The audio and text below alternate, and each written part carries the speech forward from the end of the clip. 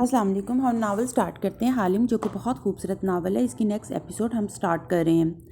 Art gallery میں مہمان اب ٹولیوں کی صورت آگے پیچھے فوٹو فریمز کا جائزہ لیتے نظر آ رہے تھے. پس منظر میں دھیمے سروں میں موسیقی بج رہی تھی. ڈرنکس اور سویٹس سرو کی جا رہی تھی. ایک ویٹر تالیہ اور ایڈم کے قریب ٹرے لے کر آیا تو ایڈم نے سویٹ کا ایک ٹکڑا اٹھا لیا. تالیہ نے مسکرا کے سر نفی میں ہلا دیا. وہ آگے بڑھ گیا. اشر تیز قدموں سے ان کے قریب آیا تو تالیہ نے مصنوعی حیرت سے اس کا گسیلا چہرہ دیکھا. آپ کو کیا ہوا؟ تم مجھے اپنے اغوا کے جرم میں فریم کر رہی ہو؟ ہاں؟ وہ سرگوشی میں اگر آیا. تم اس دن جان بوجھ کے گرفتار ہوئی تھی. تم نے میرے فنگر پرنٹس لیے، میرا خون لیا، میرا ڈی این اے. اب تم کسی کنٹینر پہ ڈال کے مجھے پھنسانا چاہ رہی ہو؟ اوہ واو! ایڈم نے لب گول کیے چونک کے تالیہ کو دیکھا. اس نے مسکرا کے کندھے اچکا دیے. مجھے نہیں پتا آپ کیا کہہ رہے ہیں اشر صاحب. جلد ہی پولیس کو کوئی ایسا مشکوک کنٹینر مل جائے گا، میں جانتا ہوں. وہ چبا کے بولا. لیکن یاد رکھنا اس طرح کے فریم جابز کامیاب نہیں ہوتی. میں نے کہا نا مجھے نہیں معلوم آپ کیا کہہ رہے ہیں. تالیہ شناسہ آواز بھی سے لگا. وہ سانس لینا بھول گئی ہے. وہ چونک کے مڑی. ایوان فاتح سامنے سے چلا آ رہا تھا. اس کے چہرے پہ مسکراہٹ تھی، تعجب تھا، خوشی تھی. پیچھے 2 گارڈز بھی تھے. اشر تن فن کرتا وہاں سے ہٹ گیا. اب اشر کی طرف متوجہ بھی نہیں تھی. فاتح اس کے عین سامنے آ کھڑا ہوا. وہ دم سادے اسے دیکھے گئی. تالیہ کیسی ہو؟ وہ نرم مسکراہٹ کے ساتھ پوچھ رہا تھا. 6 سال یا 6 دن درمیان سے وقت کے سارے حساب کتاب غائب ہو گئے تھے. اس کے لب ہلکی سی مسکراہٹ میں ڈھلے. اچھی ہوں. وقت میرے ساتھ بہت مہربان رہا ہے. اور آپ؟ میں ٹھیک ہوں تالیہ. میں بہت سوں سے بہتر ہوں. مسکرا کے ہلکے سے شانے اچکائے. وہ اس سے نظریں نہیں ہٹا پا رہا تھا. اور ان نظروں میں اپنائیت تھی، محبت تھی، مسکراہٹ تھی. وہاں کوئی گلہ، کوئی سوال، کچھ نہ تھا. ایڈم گلاس سے گھونٹ بھرتا وہاں سے ہٹ گیا. لوگ مڑ مڑ کے ان کو دیکھنے لگے. گارڈ فاتح کے پیچھے آ کھڑے ہوئے اور کسی کو بھی اس طرف آنے سے روکنے لگے. ایک دفعہ پھر بھری محفل میں وہ تنہا تھے. Long time. وہ اس کو دیکھ کے مسکرا کے کہہ رہا تھا. اچھا، میرے لیے جیسے کل کی بات تھی. وہ زخمی سا ہنسی. سفید دیواروں پہ لگے سارے سیاہ گھوڑے اپنی گہری آنکھوں سے ان دونوں کو دیکھنے لگے. ارد گرد کی تمام آوازیں بند ہو چکی تھی. تمہیں یاد ہے یہ وہ جگہ جہاں ہم پہلی دفعہ ملے تھے؟ ہم سب. آپ کو بھی یاد ہے؟ اسے حیرت ہوئی. کبھی اس کے بھولنے پہ حیرت ہوتی تھی، آج اس کے یاد رہ جانے پہ حیرت ہوئی تھی. مجھے نہیں معلوم تھا تم یہاں آئی ہوگی. اب میرے جانے کا وقت ہے. فاتح نے کلائی کی گھڑی دیکھی اور پھر اسی بشاشیت سے تالیہ کو دیکھا. میں کل صبح تمہارا انتظار کروں گا. تم آ رہی ہو؟ اس شخص کو کون انکار کر سکتا تھا؟ تالیہ نے دھیرے سے اس بات میں سر ہلا دیا. وہ جیسے آیا تھا ویسے ہی پلٹ گیا. اس کی خوشبو اور مقناطیسیت کا حالہ اس کے ساتھ ہی دور ہوتا گیا. فسوں ٹوٹا تو تالیہ نے چونک کے ارد گرد دیکھا. ایڈم قریب ہی کھڑا تھا. مسکرا کے قریب آیا. سرگوشی میں بولا. آپ کی پی ایم سے باتیں کرنے کی تصاویر جو 1 گھنٹے کے اندر اندر سوشل میڈیا پہ آنے والی ہیں یا تو آپ کا کیس خراب کریں گی یا اٹس اوکے ایڈم. وہ مسکرا دی. تالیہ اب کسی چیز سے نہیں ڈرتی. وہ کندھے اور کندھے اچکا دیے اور دور کھڑا اشر ابھی تک ان دونوں کو گھور رہا تھا. نمائش کے اختتام کے 3 گھنٹے بعد کوالم پور کے ایک پوش علاقے میں بنے بنگلے کے باہر پولیس کی 3 گاڑیاں کھڑی تھیں. بنگلے کی کھڑکیوں کے شیشے ٹوٹے نظر آ رہے تھے اور دیواروں پہ سرخ پینٹ سے نازیبا کلمات لکھے دکھائی دے رہے تھے. یوں لگتا تھا کسی نے بنگلے پہ بری طرح حملہ کیا تھا. کہیں کہیں گولیوں کے راؤنڈز اور شیل بھی بکھرے تھے. پولیس اہلکار ہر جگہ بکھرے ان چیزوں کو اکٹھا کر رہے تھے اور متاثرہ حصوں کی تصاویر لے رہے تھے. اندر لاؤنج میں توڑ پھوڑ کے آثار واضح نظر آتے تھے. فرنیچر ادھر ادھر بکھرا تھا. ڈیکوریشن پیسز ٹوٹے پڑے تھے. پینٹنگز پھٹی ہوئی نیچے پھینکی گئی تھی. بڑے صوفے پہ ایک 13-14 سالہ لڑکی میشا سے لگ کے بیٹھی تھی. میشا شال لپیٹے سرخ ناک اور گیلی آنکھوں سے سامنے بیٹھے تفتیشی افسر کو بتا رہی تھی. میں نمائش سے گھر آئی تو سب کچھ اسی طرح پڑا تھا. میری پینٹنگز بھی پھاڑ دی اس نے. میرے کمرے کے لاکر سے کیش بھی غائب ہے. اس کی آواز میں کپکپاہٹ تھی اور وہ خود کو کمپوز رکھنے کی کوشش میں بری طرح ناکام نظر آتی تھی. سارا مسکارا بہہ گیا. جویلری تک اتارنے کا وقت نہیں ملا تھا. مسز میشا آپ کو کس پہ شک ہے؟ اس نے گیلی آنکھوں سے اسے دیکھا. پتہ نہیں. اور نظریں جھکا دی. ماما. نوعمر لڑکی نے شکایتی انداز میں اسے جھنجھوڑا. بنا کسی ڈر و خوف کے بتائیں. ہم اس کو گرفتار کر کے قراردار واقعی سزا دلوائیں گے مسز میشا. مجھے نہیں معلوم. میری کسی سے کوئی دشمنی نہیں ہے. وہ جھلا کے بے بسی سے بولی. تھوڑی دیر بعد تفتیشی افسر اٹھ گیا تو میشا نے فون نکالا. پھر آنسو پونچھتے ہوئے ایک چیٹ کھولی جس پہ لکھا تھا پی ایم فاتح رامزل. اس نے کپاتی انگلیوں سے میسج ٹائپ کرنا شروع کیا. کیا آپ کی مدد کی آفر ابھی تک برقرار ہے داتو سری؟ پیغام بھیج کے اس نے سر گھٹنوں پہ جھکا دیا. آنسو اب بھی گرتے جا رہے تھے. پترا جایا میں سرما کی چمکیلی سی صبح بہت سی تازگی لے کے آتی تھی۔ آج منہ اندھیرے سے ہلکی ہلکی بارش شروع ہوئی تھی جو ختم ہونے کا نام ہی نہیں لے رہی تھی۔ اکثر لوگ آج گھروں میں دبکے تھے، کام پہ تاخیر سے جانے کا ارادہ تھا۔ سری پردھانہ کی اونچی کھڑکیوں سے محل کے وسیع اور ریز سبزہ زار بارش میں بھیگتے دکھائی دے رہے تھے۔ وہ ایک راہداری میں کھڑی ایک کھڑکی کے شیشے پہ لڑکتے قطرے دیکھ رہی تھی۔ فاتح کا پی ایس اپنے ڈیسک پہ بیٹھا اس خاص مہمان کو دیکھ رہا تھا۔ وہ جب سے آئی تھی کھڑکی کنارے کھڑی تھی، یہاں سے باہر کا گھاس بھیگتا دکھائی دے رہا تھا۔ سفید کوٹ اور اسکرٹ پہنے، کندھوں تک آتے سیاہ بال کھلے چھوڑے، اس نے کانوں میں سفید موتی پہن رکھے تھے۔ وہ یہاں کھڑی کوئی سفید مورت لگتی تھی۔ آپ اندر جا سکتی ہیں۔ پی ایس نے کنگار کے تالیہ کو اطلاع دی تو وہ دھیرے سے پلٹی اور لکڑی کے اونچے دروازوں کی جانب بڑھ گئی۔ وہ پہلی دفعہ سری پردھانہ آنے والوں سے مختلف تھی۔ پی ایس اس کو صرف خبروں اور ٹی وی کی حد تک جانتا تھا، پھر بھی اسے دیکھ کے عجیب سا احساس ہوا تھا۔ لوگ سری پردھانہ میں پہلی دفعہ آ کے روب کا شکار مسحور نظر آتے تھے، البتہ وہ جس اٹھی گردن کے ساتھ آئی تھی اسی اٹھی گردن کے ساتھ اندر چلی گئی، ایسے جیسے وہ اس سے بڑے محل دیکھ چکی ہو، جیسے وہ ایسے ہی محلوں میں بڑی ہوئی ہو۔ دروازے سے پردھان منتری کی کرسی کا فاصلہ چند گز تھا۔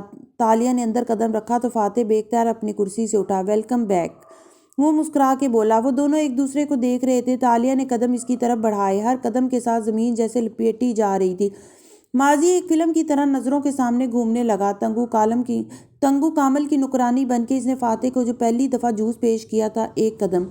اسرا کی گیلری میں وہ سنہرے بالوں والی لڑکی اس سے ملی تو اس نے اسے تاشا کہہ کے پکارا، 4 قدم۔ وہ اسرا اور اشر کے ساتھ ان کی ڈائننگ ٹیبل پہ بیٹھی گھائل غزال کی اصلیت نہ بتا سکی۔ وہ سن باؤ کے گھر کی زیر زمین سیڑھیوں کے نیچے کھڑی تھی جب اس نے ایڈم اور فاتح کو ایک ساتھ نیچے آتے دیکھا تھا، 5 قدم۔ وہ تینوں آگے پیچھے جنگل میں چل رہے تھے، 6 قدم۔ وہ جیا میں کھڑا چائے پیالیوں میں ڈال رہا تھا۔ وہ شہزادیوں کا تاج پہنے بھگی سے اتر رہی تھی، 7 قدم۔ وہ قید میں زخمی حالت میں پڑا تھا اور وہ اس کے گال کے زخم پہ مرہم رکھ رہی تھی، 8 قدم۔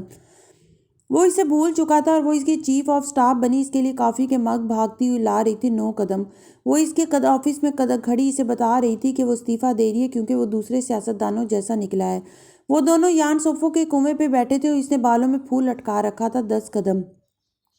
وہ الاؤ کے پاس بیٹھے تھے اس قدیم قلعے میں اور وہ دیوار پہ وہ نظم لکھ رہی تھی، 11 قدم، اور وہ اس کے سامنے تھا، فاصلے ختم ہو چکے تھے۔ بیٹھو۔ وہ کرسی کھینچ کے بیٹھی، سارے ماحو سال کہیں گم ہو گئے، فضا میں عجیب سا سحر بکھر گیا۔ تم کیسی ہو؟ وہ آگے کو جھکے اس کی آنکھوں میں جھانک کے پوچھ رہا تھا۔ تالیہ نے ابرو اٹھائے۔ میرا خیال تھا آپ پوچھیں گے کہ تم کہاں تھی۔ اس کی آنکھوں میں نمی در آئی۔ کیا مجھے پوچھنا چاہیے؟ ہاں، میرا خیال تھا کہ آپ مجھ سے جواب مانگیں گے کہ میں آپ کو چھوڑ کے کیوں چلی گئی۔ کیا میں اپنے بابا کے پاس رک گئی؟ کیا آپ کو اور ایڈم کو بھیج کے میں نے ایک اور کون گیم کھیلا؟ کیا میں نے آپ کو دھوکہ دیا؟ مگر آپ، اس کی آنکھوں میں تعجب تھا، آپ مجھ سے ناراض نہیں ہیں؟ میں 6 سال تک دور رہی اور آپ نے جواب نہیں مانگا، نہ کل نہ آج۔ وہ مسکرا کے اٹھا اور پیچھے کھڑکی کے ساتھ رکھے سٹینڈ تک گیا۔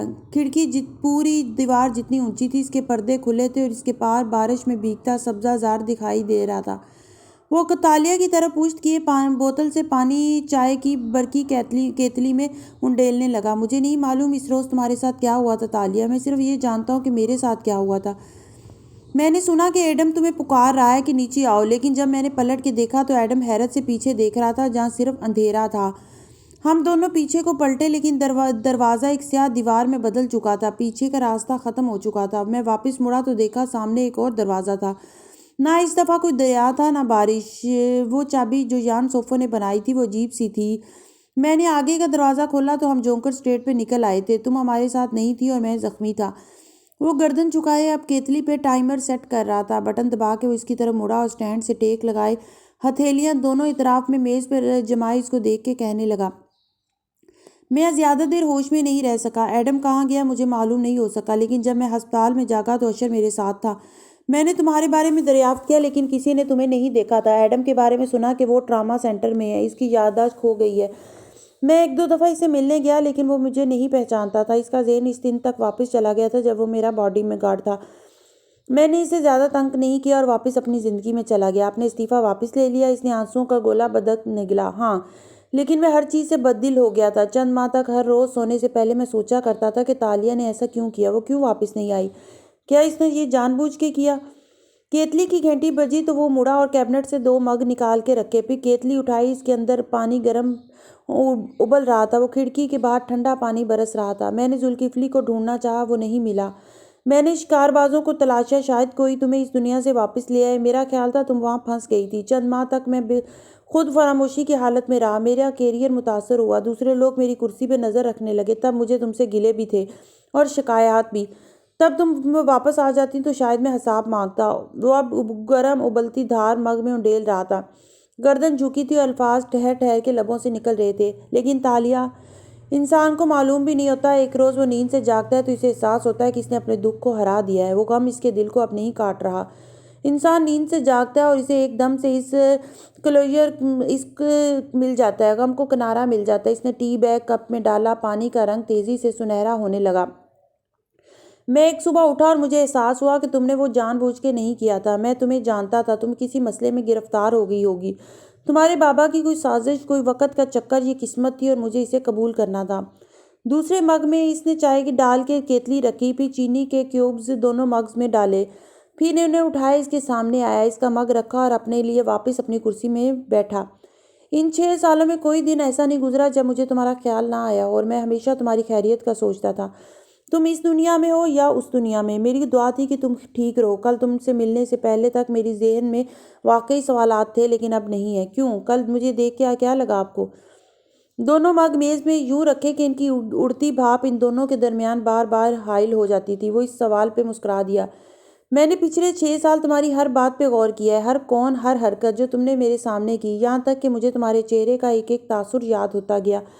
تالیہ کب خوش ہوتی ہے، تالیہ کب خوش نہیں ہوتی، کب وہ کامیاب ہوتی ہے اور کب بے بس۔ تالیہ کی باتوں کا کیا مطلب ہوتا ہے؟ مجھے لگتا ہے میں نے تمہاری غیر موجودگی میں تمہیں زیادہ اچھے سے پڑھ لیا ہے۔ اور اس نے سنجیدگی سے ابرو اٹھایا۔ اور کل تمہیں دیکھ کے مجھے اندازہ ہو گیا کہ تم خوش ہو۔ اس نے مگ لبوں سے لگاتے ہوئے مسکرا کے کہا، میرے اوپر کل ایک مرڈر ٹرائل چل رہا ہے، میں تھانے میں ایک دن گزار کے آئی ہوں، مجھے سارا ملک مجرم سمجھ رہا ہے، میری زندگی کے 6 سال کھو گئے اور آپ کہہ رہے میں خوش ہوں؟ ہاں، جب تم نے کہا وقت تم پہ مہربان رہا ہے تو میں سمجھ گیا تھا کہ تمہیں کچھ مل گیا ہے، کوئی ایسی خوشی جو تم شیئر نہیں کر سکتی، لیکن وہ تمہارے انگ انگ سے پھوٹ رہی ہے۔ وہ ٹیک لگائے گھونٹ بھرتے ہوئے غور سے اسے دیکھ کے کہہ رہا تھا، اور میں نے تمہاری انٹروگیشن کی ویڈیو بھی دیکھی تھی، وہ سب ایک ایکٹ تھا، مجھے پتا ہے۔ واو! وہ مسکرا دیا۔ اب جانتے ہیں اس رات کیا ہوا تھا؟ میں سننا چاہوں گا۔ وقت نے میرے ساتھ چال چلی، میں دروازے میں دیر سے داخل ہوئی، شاید 6 سیکنڈ دیر سے، اور جب میں باہر جونکر اسٹریٹ پہ نکلی تو 6 برس گزر چکے تھے۔ اوہ! اس کے لب تعجب سے سکڑے۔ آپ لوگوں نے ایک زمانہ میرے بغیر گزار لیا، لیکن میرے 6 سال کھو گئے، اور اب وقت کو واپس جگہ پہ لانے کا کوئی طریقہ میرے پاس نہیں بچا۔ میں آج بھی وہیں کھڑی ہوں، مجھے ابھی اسرا کے قتل کا الزام ہٹانے کے لیے ایک لمبی لڑائی لڑنی ہے۔ میں نہیں جانتا مجھے کیا کہنا چاہیے، لیکن میں نے تمہیں مس کیا تالیہ، بہت زیادہ۔ وہ زخمی سا مسکرا دی۔ میں یہ بھی نہیں کہہ سکتی، کیونکہ کوئی 6 دنوں میں کسی کو کتنا مس کر سکتا ہے۔ مگر تم خوش ہو؟ کیوں؟ فاتح نے گھونٹ بھر کے مگ میز پہ رکھ دیا۔ وہ اس کی آنکھوں میں دیکھ رہا تھا، کھڑکی کے باہر برستی بارش اب تھمنے کو تھی۔ آپ واقعی مجھے جانتے ہیں؟ وہ دھیرے سے ہنس دی تھی۔ میں واقعی خوش ہوں فاتح، مجھے بالآخر وہ مل گیا ہے جس کی مجھے عرصے سے تلاش تھی، تمہاری بے گناہی کا ثبوت۔ اوہو! ابھی تک میرے پاس کوئی خاص ثبوت نہیں ہے، لیکن میرے پاس کچھ اور ہے۔ وہ مبہم سا مسکرا کے کہتی اٹھی، میں آپ کا زیادہ وقت نہیں لوں گی، ہم ملتے رہیں گے، لیکن مجھے خوشی ہے کہ آپ اتنے عرصے بعد بھی نہیں بدلے، آپ آج بھی مجھے اچھی طرح جانتے ہیں، اور میں خوش ہوں کیونکہ تم خوش ہو۔ میں ریلیف محسوس کر رہا ہوں تمہیں اس اطمینان اور بہادری کے ساتھ ان الزامات کا مقابلہ کرتے دیکھ کر۔ میں نے تمہیں کہا تھا کہ میں تمہیں اس معاملے سے نکال لوں گا، لیکن اب مجھے نہیں لگتا کہ میں تالیہ مراد کو میری ضرورت ہے۔ جو مجھے آتا ہے وہ میری جان ہمیشہ بچاتا رہے گا۔ اس نے سر کو تعظیماً جھکایا، پھر اطراف میں اس پرتعیش آفس کو دیکھا۔ یہ عہدہ پا کے کیسا لگتا ہے فاتح؟ سوری، میں آپ کو داتو سری توانکو یا یانگ دی امان برہمت وغیرہ نہیں کہہ سکوں گی۔ میں مائنڈ نہیں کروں گا۔ اس نے کندھے اچکاتے ہوئے ہنکارا بھرا، اور یہ گفتگو کسی اور وقت کے لیے صحیح، لیکن کیا تم مجھے نہیں بتاؤ گی کہ تم خوش کیوں ہو؟ آپ جان جائیں گے، وہ مبہم سا مسکرا کے کہتی دروازے کی طرف بڑھ گئی۔ نہ کوئی گلہ، نہ قسمت کی ستم ظریفی کا تذکرہ۔ وہ 6 دن بعد ملے تھے اور وہ ویسا ہی تھا، وہ 6 سال بعد ملے تھے اور وہ ویسی ہی تھی۔ ایک دفعہ پھر دونوں نے ایک دوسرے کی زندگی میں اپنی موجودگی کے بارے میں سوال نہیں کیا تھا۔ ایک دفعہ پھر وہ مشکل گفتگو ان کے درمیان آڑے آ گئی تھی۔ وہ ان اونچے دروازوں سے نکلی تو ہال کے پار دروازے کے سامنے اشر محمود کھڑا تھا، 3 پیس سوٹ میں نکسک سے تیار۔ وہ تندی سے اسے گھورے جا رہا تھا۔ اسے دیکھ کے تالیہ کھلے دل سے مسکرائی اور اس کی طرف آئی۔ تم یہاں کیا کر رہی ہو؟ وہ ماتھے پہ شکنیں ڈال کے پوچھا۔ مجھے پردھان منتری نے بلایا تھا، آپ کو اعتراض ہے کیا عیش؟ ابرو اٹھا کے پوچھا۔ اشر نے ایک کامن روم کی طرف اشارہ کیا اور خود اس طرف بڑھ گیا۔ وہ پیچھے آئی، اندر آ کے اس نے دروازہ بند کیا اور اس کی طرف گھوما۔ میں نے سنا ہے پولیس کو ایک کنٹینر ملا ہے اور فنگر پرنٹس وغیرہ بھی، ان کا میچ ڈھونڈا جا رہا ہے، وہ دبی آواز میں گرایا۔ تالیہ نے مسکرا کے شانے اچکائے۔ میں صرف اتنا جانتی ہوں کہ میں نے اپنے ماسک پہنے اغوا کار کو زخمی کیا تھا اور اس نے مجھے، معلوم نہیں ماسک کے پیچھے کون تھا، لیکن پولیس یہ ضرور دیکھے گی کہ کس کی ناک پہ زخم کا نشان ہے۔ اس نے اشر کی ناک کی طرف اشارہ کیا اور پلیز، وہ غصے سے بولا، تم نے مجھے فریم کرنے کے لیے بہت ہی ظاہری ثبوت چھوڑے ہیں۔ اگر میں اغوا کار ہوتا تو میں اس کنٹینر کو صاف کیوں نہ کرتا، سارے ثبوت وہیں کیوں چھوڑ دیتا؟ جیسے میں اسرا کی قاتل ہوتی تو اپنے ہی کارڈ سے کیک کیوں آرڈر کرتی؟ اشر ایک دم بالکل لاجواب ہو گیا۔ یہی مسئلہ ہے حقیقی دنیا کی پولیس کا اشر جی، وہ صرف ظاہری ثبوتوں کا پیچھا کرتی ہے۔ اگر آپ کے فنگر پرنٹس اس کنٹینر پہ مل گئے نا اشر، تو آپ بڑی مشکل میں پھنسنے جا رہے ہیں۔ تم مارے ضبط کے اس کا چہرہ سرخ ہو گیا۔ تم اچھی طرح جانتی ہو میں نے تمہیں اغوا نہیں کیا تھا، پھر تم ایسا کیوں کر رہی ہو؟ اور آپ بھی اچھی طرح جانتے ہیں کہ اسرا کا قتل میں نے نہیں کیا تھا، میں بے قصور تھی۔ میں اتنے بے وقوفانہ ثبوت کیسے چھوڑ سکتی تھی؟ لیکن مجھ سے تنفر کے باعث آپ نے سب سے پہلے مجھے الزام دیا، آپ کی گواہی نے مجھے مفرور ملزم بنایا۔ تو اگر میں ٹرائل کا سامنا کرنے جا رہی ہوں تو میں اکیلی کیوں جاؤں؟ آپ آرام سے کیوں بیٹھیں؟ میں اس کیس کو چٹکی میں اپنے اوپر سے ختم کروا دوں گا، سمجھی آپ؟ اس نے چٹکی بجا کے کہا اور مڑ گیا۔ یعنی ایک دفعہ پھر اشر محمود خود کو تالیہ کے خلاف اتنا مصروف کر لے گا کہ اسے کچھ اور نظر ہی نہیں آئے گا۔ وہ بڑبڑائی تھی۔ اشر محمود جاتے جاتے رکا، پھر آہستہ سے پلٹا۔ مصروف؟ اسے اتنا معلوم تھا کہ تالیہ بے مصرف کوئی بات نہیں کہا کرتی تھی۔ ہاں نا، مصروف۔ آپ تالیہ مراد کو گرفتار کرنے میں اتنے مصروف تھے کہ نوٹری پبلک یا میوزیم کی طرف سے آنے والی کالز پہ آپ نے توجہ نہیں دی؟ کیسی کالز؟ یہی تو مسئلہ ہے، آپ جیسے لوگ جب حکومت میں آتے ہیں تو ہر 2 ماہ بعد اپنا نمبر بدل لیتے ہیں تاکہ عام عوام کی رسائی سے دور ہو جائیں۔ وہ اس کی آنکھوں میں دیکھ کے دھیرے دھیرے کہہ رہی تھی، اس لیے نوٹری والوں کا آپ سے رابطہ نہیں ہو سکا۔ وہ اسرا کی وصیت پہ عمل کرنا چاہتے تھے، لیکن چونکہ آپ وصیت کے ایگزیکٹو وشز نہیں تھے، اس لیے انہوں نے آپ کو زیادہ تنگ نہیں کیا اور وصیت پہ عمل درآمد کروا دیا۔ اوہ، وہ اینٹیک نوادرات؟ اشر نے گہری سانس لی۔ مجھے معلوم ہوا تھا کہ میوزیم وہ آپ کے حوالے کرنے جا رہا ہے۔ پہلی بات، ان کی کوئی خاص ویلیو نہیں ہے۔ دوسری بات، اس وصیت کے خلاف میرا ایک کلیم چٹکی بجائی اس کو منسوخ کروا سکتا ہے۔ وہ اینٹیک میرے خاندان کی ملکیت تھے اور میرے ہی رہیں گے۔ وہ اینٹیک جس میوزیم کے پاس امانت تھے، انہوں نے وہ کل مجھے دے دیے تھے کیونکہ وصیت کے مطابق ان پہ میرا حق تھا۔ میں ابھی عدالت میں کلیم جمع کروا دوں گا اور وہ مجھے واپس مل جائیں گے۔ اگر آپ نے وہ بیچ دیے تو آپ کو ان کی قیمت ادا کرنی ہوگی۔ تالیہ لمحے بھر کو چپ ہوئی، پھر سر ہلایا۔ آپ درست کہہ رہے ہیں، آپ سول کلیم داخل کرا کے انہیں واپس لے سکتے ہیں۔ جب میں واپس آئی تھی تو سب سے بڑا عذاب مجھے یہ اینٹیک لگے تھے جو اسرا نے میرے گلے ڈال دیے تھے، لیکن پھر مجھے احمد نظام نے ایسی بات بتائی جس سے مجھے یقین ہو گیا کہ وقت مجھ پہ بہت مہربان رہا ہے۔ کیا؟ وہ پتلیاں سکوڑے سے دیکھ رہا تھا۔ یہ کہ ملائیشیا میں سول مقدمے کا ایک اسٹیٹ آف لیمیشن ہوتا ہے۔ آپ وکیل ہیں، آپ کو یاد ہے کتنی میعاد تک آپ کسی کے خلاف سول مقدمہ دائر کر سکتے ہیں؟ اشر محمود کی رنگت ایک دم سفید پڑی۔ اس نے تیزی سے سیل فون نکالا، مگر وہ مسکرا کے کہے جا رہی تھی، میں نے احمد نظام سے پوچھا کہ 6 سال میں کیا بدل جاتا ہے، تو انہوں نے بتایا کہ آپ ملائیشیا میں پورے 6 سال تک سول مقدمہ دائر کر سکتے ہیں۔ اگر کسی معاملے کو 6 سال گزر چکے ہوں تو آپ مقدمہ نہیں دائر کر سکتے۔ اب آپ کے سول کلیم کی میعاد ختم ہو چکی ہے۔ عدالت آج وہ نوادرات مجھے دے دے گی اور آپ کچھ نہیں کر سکتے۔ پھر وہ رکی اور محظوظ انداز میں اضافہ کیا، جب اسرا نے ان کو میرے نام لگایا تھا تو ان کو نہیں معلوم تھا کہ یہ نوادرات جن اصل شہ پاروں کا حصہ ہیں وہ صدیوں سے زمین میں دفن ہیں۔ اس وقت ان کی کوئی ویلیو نہیں تھی، لیکن چند ماہ پہلے ہانگ کانگ میں کھدائی کے دوران ملاکا کی تہذیب کے چند ایسے نوادرات ملے تھے جنہوں نے اسرا کے ان بیکار نامکمل ٹکڑوں کی اہمیت آسمان پہ پہنچا دی ہے۔ لیکن آپ کو علم کیوں نہ ہو سکا؟ اشر بس ششدر سا اسے سنے جا رہا تھا۔ 3 باتیں ہو سکتی ہیں، یا تو میوزیم کے کیوریٹرز نے یہ بات آپ سے چھپائی کیونکہ وہ انہیں اپنے پاس رکھنا چاہتے تھے، یا آپ اپنی سیاست میں اتنے مصروف رہے کہ آپ کو معلوم نہیں ہو سکا کہ غیر ملکی کلیکٹر ان نوادرات کی قیمت کئی ملین ڈالرز تک پہنچا چکے ہیں، یا آپ کو ان کی اصل قیمت معلوم تھی لیکن آپ انہیں فاتح کی فیملی کو نہیں دینا چاہتے تھے، ورنہ کب کا کلیم داخل کروا چکے ہوتے۔ لیکن مجھے دھیرے سے اپنے سینے پہ انگلی سے دستک دی، مجھے آرٹ کی پہچان بھی ہے اور میرے آرٹ کی دنیا سے روابط بھی ہیں۔ وہ نوادرات اب صرف میرے ہیں۔ وقت کو معلوم تھا کہ ان کی تب اہمیت نہیں ہے، وقت نے ان کو قیمتی بنایا اور مجھے اتنی مہلت دی کہ آپ ان کو مجھ سے چھین نہ پائیں۔ اشر محمود تیزی سے موبائل پہ نمبر ملا رہا تھا۔ میں تمہیں دیکھ لوں گا، میں سول کلیم داخل کر کے دکھاؤں گا۔ یہ کام آپ کو بہت پہلے کرنا چاہیے تھا، لیکن آپ نے جان بوجھ کے نہیں کیا۔ میرا خیال ہے آپ کو ان کی اہمیت معلوم تھی، آپ صرف انہیں فاتح کے بچوں کو نہیں دینا چاہتے تھے۔ وہ بکتا جھکتا فون کان سے لگاتا تیزی سے باہر نکل گیا۔ اس کی رنگت سرخ پڑ رہی تھی اور وہ حواس اڑتے جا رہے تھے۔ تالیہ مسکرائی اور باہر کی جانب قدم بڑھا دیے۔ اس کو بالآخر وہ خزانہ مل چکا تھا جس کی اسے برسوں سے تلاش تھی۔ وقت اس پہ بہت مہربان رہا تھا۔ جھیل کا پانی سرما کی دھوپ میں چمک رہا تھا۔ وہ دو بطخیں سست روی سے تیرتی دکھائی دے رہی تھی۔ گاہے بگاہے وہ اپنے گردنیں پانی میں ڈالتی اور پھر سر دائیں بائیں ہلاتے ہوئے سے باہر نکالتی۔ ارد گرد چھینٹے اڑتے جاتے، البتہ جھیل کنارے رکھا واحد بینچ ان کے چھینٹوں کی پہنچ سے دور تھا۔ بینچ پہ ایڈم بن محمد بیٹھا تھا، سفید ہائی نیک جرسی پہنے وہ ٹانگ پہ ٹانگ جمائے موبائل پہ کچھ دیکھ رہا تھا۔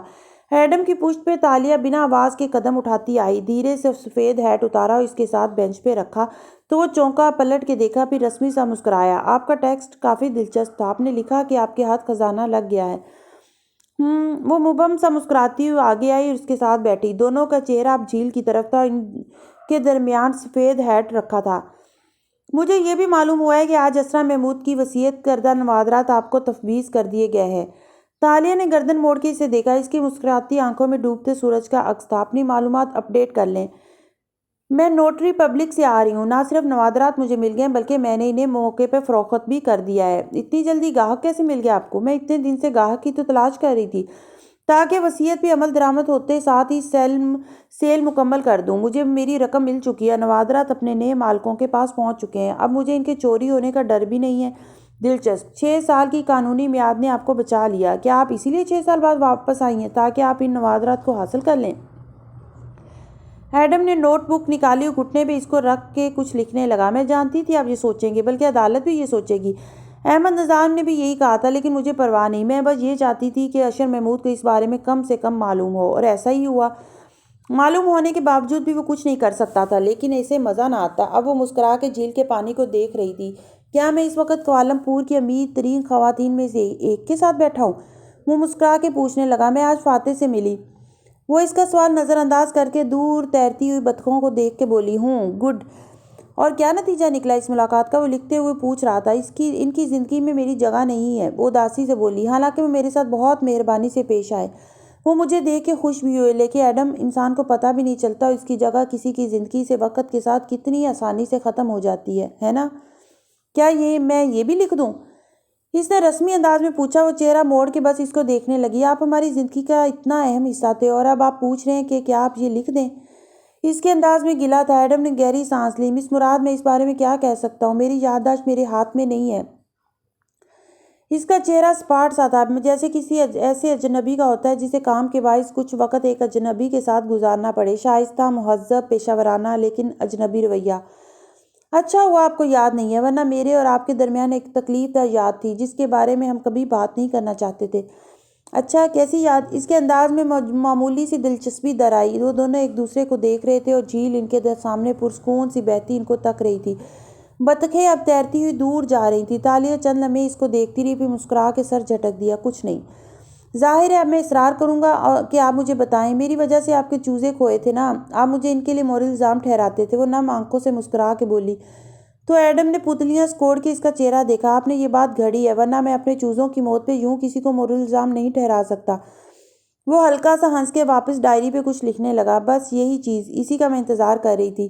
وہ تیزی سے اس کی طرف گھومی تو ایڈم نے سوالیہ نظریں اٹھا کے اسے دیکھا۔ شہزادی کی مسکراتی آنکھوں میں چمک تھی۔ کیا میں نے کب کہا کہ چوزے مر گئے تھے؟ میں نے کہا کہ وہ کھو گئے تھے۔ ایڈم کا قلم چلاتا ہاتھ رک گیا۔ وہ ٹھہر کے اسے دیکھنے لگا۔ جھیل کا پانی بھی ساخت ہو گیا، بطخیں مڑ کے انہیں دیکھنے لگیں۔ آپ نے خود ہی مجھے اس دن بتایا تھا کہ… وہ الجھ کے کہنے لگا، لیکن تالیہ نے تیزی سے اس کی بات کاٹی۔ بس کر دو ایڈم، کتنی اداکاری کرو گے؟ مجھے معلوم ہے تمہیں کچھ نہیں بھولا۔ وہ اس کی آنکھوں میں جھانک کے بولی۔ وقت ان کے آس پاس ہی ٹھہر گیا۔ مجھے پہلے لمحے سے معلوم ہے کہ تمہیں سب یاد ہے۔ میں نے تمہیں تمہارا وقت دیا، اب بس کرو۔ ایڈم نے قلم کا ڈھکن چڑھایا، اسے جیب میں رکھا اور نوٹ بک کو پینٹ کی جیب میں ڈالا، پھر اٹھ کھڑا ہوا۔ اس کا چہرہ بالکل سپاٹ تھا۔ تالیہ نے گردن اٹھا کے اسے دیکھا۔ تم اچھی اداکاری کر لیتے ہو، لیکن میں تمہیں جانتی ہوں۔ تم نے بابا سے کہا تھا کہ اب ایڈم بن محمد اپنے لیے جیے گا۔ جب میں نے تمہاری یادداشت کا سنا تو جان گئی کہ تم نے وہ ناٹک اسی لیے رچایا ہے۔ تمہیں دیکھ کے یقین بھی ہو گیا۔ وہ گردن اٹھا کے اسے دیکھتے ہوئے کہہ رہی تھی۔ وہ جھیل کو دیکھ رہا تھا۔ تمہیں یہ لگتا ہے کہ تم مجھ سے ناراض ہو، اسی لیے صرف پروفیشنل وجہ سے میرے ساتھ کام کر رہے ہو۔ تم ناراض ہو کہ میں نے اتنے برس رابطہ کیوں نہیں کیا؟ غلط، تم خود سے جھوٹ بول رہے ہو۔ اگر تم مجھ سے ناراض ہوتے تو میری اتنی مدد نہ کرتے۔ ایڈم نے چہرہ موڑ کے اسے دیکھا۔ اس کی رنگت دہکتی گلابی ہو چکی تھی اور آنکھوں میں سرخی تھی۔ آپ کیا سمجھتی ہیں؟ آپ اتنے سال بعد کسی کی زندگی میں ایک دفعہ پھر سے وارد ہو جائیں گی اور وہاں آپ کے لیے جگہ ہوگی؟ سب کچھ پہلے جیسا ہو جائے گا؟ نہیں چیتالیہ، آپ نے پیچھے رہنے کو خود چنا تھا، آپ نے مجھے چھوڑ دینے کو خود چنا تھا۔ میری زندگی میں اب آپ کی جگہ نہیں بچی۔ یہ کہہ کے اس نے قدم آگے بڑھا دیے۔ وہ چپ چاپ اسے دور جھیل کی طرف جاتے دیکھے گئی۔ وہ پانی کے قریب جا کے کھڑا ہو گیا تھا۔ پہلوؤں پہ ہاتھ رکھ کے وہ اب پانی کے اوپر ڈوبتے سورج کو دیکھ رہا تھا۔ تالیہ نے کلائی کی گھڑی دیکھی۔ اسے ایڈم کو پورے 10 منٹ کے لیے اکیلا چھوڑنا تھا۔ اس کا غصہ اور شرمندگی 10 منٹ میں جھاگ کی طرح بیٹھ جائے گی، وہ جانتی تھی۔ اس نے ہیڈ سر پہ رکھا اور گھڑی کو دیکھتے ہوئے ایک ایک سیکنڈ گننے لگی۔ 6 سال ہوں یا 6 دن، تالیہ مراد ایڈم بن محمد کے ہر انداز سے واقف تھی۔ یہ سارے کون گیمز اسی نے ایڈم کو سکھائے تھے۔ استاد کو کون مات دے سکتا ہے بھلا؟ وان فاتح کی رہائش گاہ کے مرکزی لاؤنج میں اس وقت ملازموں کی ایسی چہل پہل پھیلی تھی جیسے کسی مہمان کی آمد کے وقت ہوتی ہے۔ کوئی گیسٹ روم سیٹ کرنے جا رہا تھا تو کوئی میشا کے ٹرالی بیگز لیے ایک طرف جا رہا تھا۔ یہاں بالکل محفوظ ہوں گی، کوئی آپ کو نقصان نہیں پہنچا سکے گا مسز میشا، وہ وسط لاؤنج میں کھڑی جولیانا بہت اپنائیت سے میشا کا ہاتھ تھامے کہہ رہی تھی۔ میشا اور اس کی بیٹی کے چہرے بجھے بجھے تھے، زرد، خوف اور بے یقینی کا شکار چہرے۔ مجھے بالکل بھی اچھا نہیں لگ رہا جولی، میشا نے لاؤنج کی میز پہ ہینڈ بیگ رکھتے ہوئے یاسیت سے کہا۔ ایسے خود کو کسی کے اوپر بوجھ بنانا غیر مناسب ہے۔ وہ شدید غیر آرامدہ لگتی تھی۔ کم آن مسز میشا، آپ اتنے برسوں سے ہماری فیملی کا حصہ ہیں۔ جب تک وہ گرفتار نہیں ہوتا آپ یہاں محفوظ رہیں گی۔ ہاں، لیکن میں نے داتو سری کو بتا دیا تھا کہ یہ ارینجمنٹ صرف اس کے گرفتار ہونے تک ہے۔ جیسے ہی وہ پکڑا گیا ہم یہاں سے چلے جائیں گے۔ جی مسز میشا، اور آپ اتنا شرمندہ نہ ہو، یہ ویسے بھی ڈیڈ کا آئیڈیا تھا کہ آپ یہاں رہیں، ورنہ آپ تو غیر ملکی پناہ کے لیے اپلائی کرنے کا کہہ رہی تھیں۔ بھاگنا اس مسئلے کا حل تو نہیں ہے۔ میشا نرمی سے مسکرا دی۔ تم کتنی سمجھدار ہو گئی ہو جولی، اور پھر گردن اٹھا کے اس محل نما گھر کی اونچی چھت کو دیکھا۔ مجھے برا اس لیے لگ رہا ہے کیونکہ میں نے پہلی دفعہ تمہاری فیملی سے تعلق کا فائدہ اٹھایا ہے اور میرے ضمیر پہ یہ چیز مجھے بہت بوجھ دے رہی ہے۔ انشاءاللہ میں اس فیور کو ضرور لوٹاؤں گی۔ وہ مسکرا کے بولی تو جیلیانا نے بھی مسکرا دی۔ میں آپ کو آپ کا روم دکھاتی ہوں، آ جائیں۔ وہ خوشی خوشی ان دونوں کو لیے راہداری کی طرف بڑھ گئی۔ تالیہ نے گھڑی دیکھتے ہوئے گنتی مکمل کی اور بینچ سے اٹھی۔ وہ ابھی تک پانی کے قریب کھڑا تھا، تالیہ کی جانب پشت تھی اور وہ اس سے چند قدم پیچھے رکی اور کنکھاری۔ اگر تم اتنے خفا ہو تو ابھی تک یہاں کیوں ہو؟ جواب اس نے خفگی سے تالیہ کو دیکھا اور جانے کے لیے تیزی سے مڑا۔ وہ سرعت سے اس کے سامنے آ کھڑی ہوئی۔ ایڈم کا راستہ رک گیا۔ تم مجھ سے خفا نہیں ہو، مان لو، وہ زور دے کے بولی۔ مجھے آپ سے خفا ہونے کا حق بھی نہیں ہے، وہ اتنی تندی سے بولا۔ اس کا چہرہ اب کسی اجنبی کا چہرہ نہیں تھا، یہ ایڈم تھا، پرانا ایڈم۔ تم سمجھتے ہو میں جان بوجھ کے پیچھے رہ گئی؟ یہی سوال میں تم سے پوچھوں، اگر تم میرے بغیر کیوں گئے؟ میرا انتظار کیوں نہ کیا؟ دروازہ کیوں بند کر دیا؟ جانتے ہو میں 6 سال کے لیے وقت کے دروازے میں قید ہو گئی۔ وہ اتنی درستی سے بولی کہ ایڈم کے تاثرات بدلے، ماتھے کی سلوٹیں غائب ہوئیں۔ واٹ؟ اب 6 سال کے لیے قید ہو گئی تھی؟ آف کورس نہیں، یہ تو میں نے تمہارا موڈ درست کرنے کے لیے کہا تھا۔ وہ ہلکی سی ہنسی۔ ایڈم نے بھویں بھیج کے اسے دیکھا۔ وہ سنجیدہ ہوئی۔ پچھلے 6 سال میرے لیے نہیں تھے ایڈم، میرے لیے صرف ایک لمحہ گزرا۔ دروازہ بند ہوا، میں نے کھولا اور دیکھا تو آگے 2023 کا ملاقہ تھا۔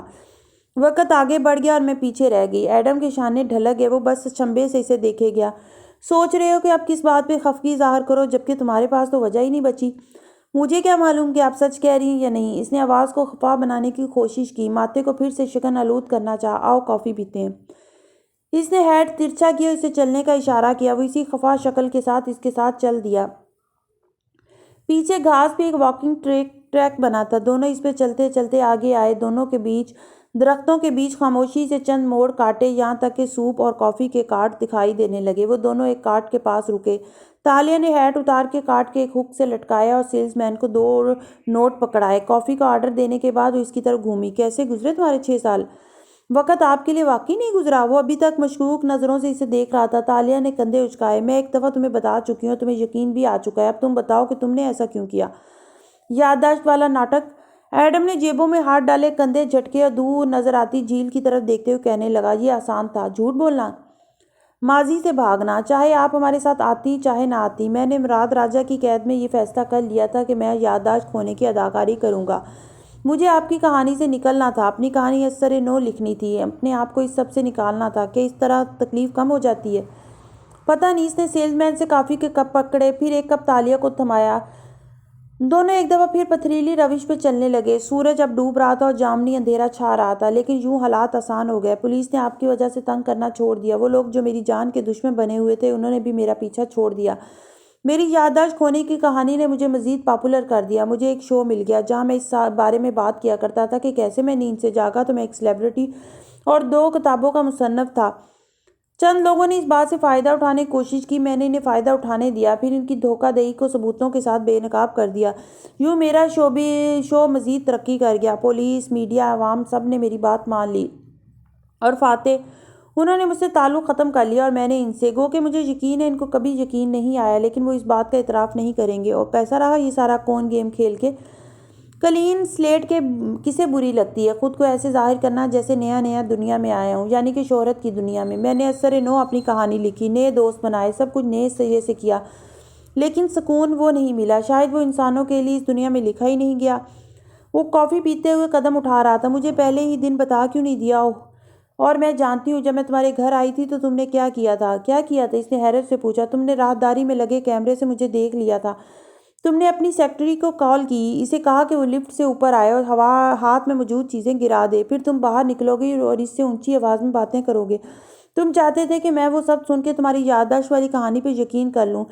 ظاہر ہے میں جانتا تھا کہ آپ چھپ کے گفتگو ضرور سنیں گی، کچھ عادتیں کبھی نہیں بدلتی۔ ایڈم نے گہری سانس لی، پھر گھونٹ بھرتے ہوئے اسے دیکھا۔ وہ اب پہلے سے بہتر لگ رہا تھا۔ کیا ایک لمحے کے لیے بھی آپ کو یقین نہیں آیا تھا میری کہانی پہ؟ جب میں نے سنا تھا تو میں چونکی تھی، میرا دل زور سے ڈوبا تھا۔ پھر میں نے تمہارا ایک انٹرویو نکالا اور دیکھا کہ تم کہاں بیٹھے تھے۔ تم اپنی لائبریری میں بیٹھے تھے اور تم نے اپنی لائبریری کے ریکس کو بالکل اسی طرح سیٹ کیا تھا جیسے بابا کے کتب خانے کو تم نے اپنی نگرانی میں سیٹ کروایا تھا۔ وہی سیٹنگ، وہی اونچے نیچے ریک اور ان کے اتنے خانے۔ حالانکہ تمہاری لائبریری ماڈرن طرز پہ بنی تھی، بظاہر قدیم ملاقہ سے بالکل مختلف، لیکن جیسے ہی میں نے وہ ریک دیکھے مجھے معلوم ہو گیا کہ تم جھوٹ بول رہے ہو۔ اوہ نو، مجھے کتابوں نے پکڑوا دیا۔ اس نے افسوس سے سر جھٹکا۔ لیکن ہو سکتا ہے مجھے وہ کتب خانہ خواب میں نظر آتا ہو۔ تب تم لائبریری کو قدیم لک دیتے، تم نے اسے جدید لک دی تھی، اس نے یاد دلایا، اور تم نے اداکاری بھی اچھی کی، جنگل کے خوابوں کا تذکرہ وغیرہ وغیرہ، لیکن مجھے کبھی یقین ہی نہیں آیا کہ تم سچ بول رہے ہو۔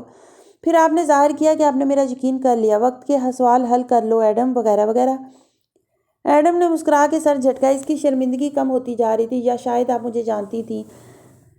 چند لمحوں تک وہ دونوں خاموشی سے واک کرتے رہے، پھر ایڈم نے پوچھا، داتن سے ملاقات ہوئی آپ کی؟ نہیں، وہ کہاں ہے؟ معلوم نہیں، انہوں نے پہلے سال مجھ سے رابطہ کیا تھا، میں نے پہچاننے سے انکار کیا تو وہ دوبارہ رابطہ نہیں کیا۔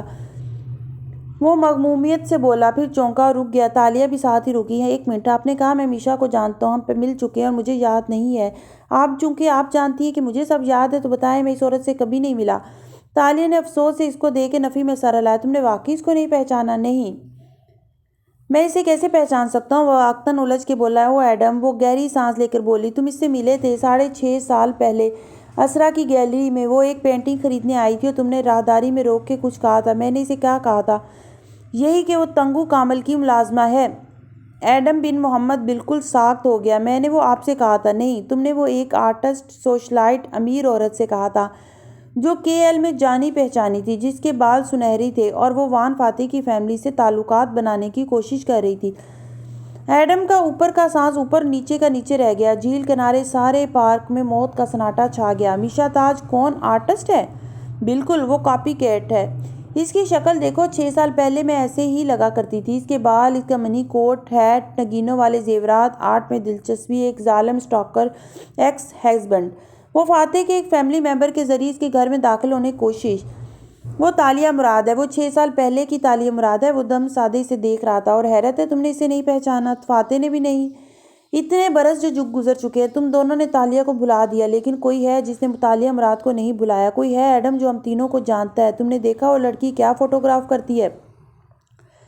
سیاہ گھوڑے، قدیم قلعوں کے سامنے کھڑے سیاہ گھوڑے۔ وہ فاتح کا گھوڑا تھا قدیم علاقہ میں۔ کوئی ہے جس نے عین تالیہ مراد کی پروفائل پہ ایک عورت کو تیار کیا ہے اور وان فاتح کی زندگی میں داخل کیا۔ وہ کون وومن؟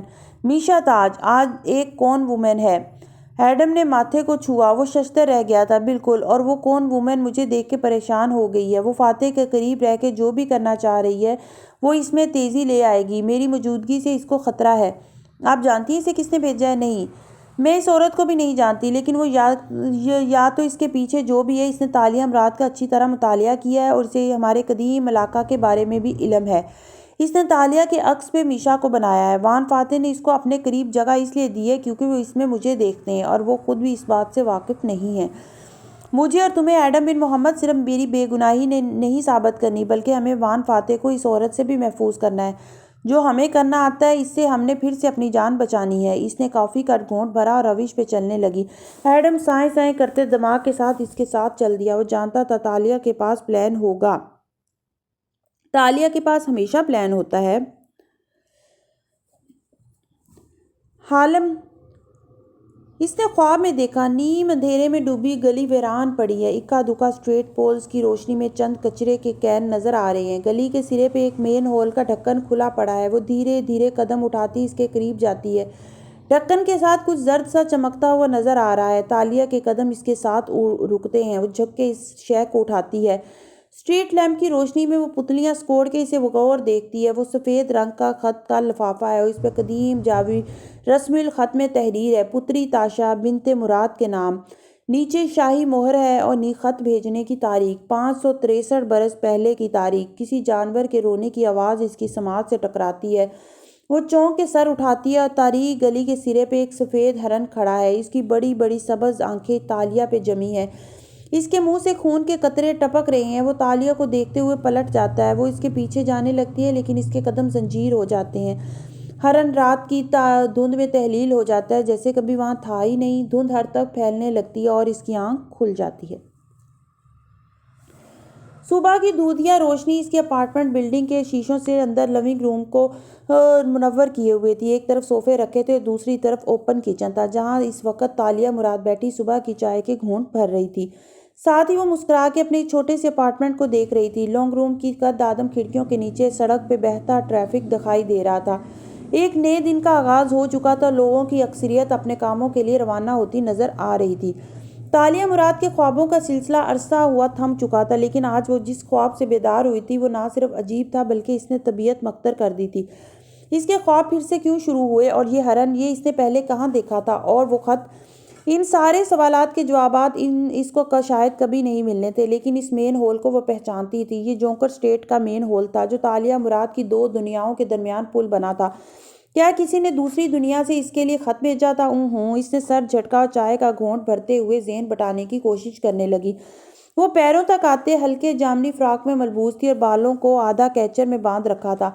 صبح کی مناسبت سے وہ کہیں جانے کو تیار لگتی تھی۔ سفید ہیٹ میز پہ اوندا رکھا تھا اور ساتھ سنہری چین والا پرس تھا۔ پرس نیلے رنگ کا تھا۔ اس نے چائے پیتے ہوئے پرس پہ دوسرے ہاتھ کی انگلیاں پھیری اور مسکرا دی۔ ایک زمانہ تھا جب وہ کاغذ پہ ایک محل بناتی تھی، اونچا محل، نیچے سبزہ زار اور اس کے ساتھ نیلا پانی، لیکن سبزہ زار سے محل تک جانے کا راستہ بنانا وہ بھول جاتی تھی۔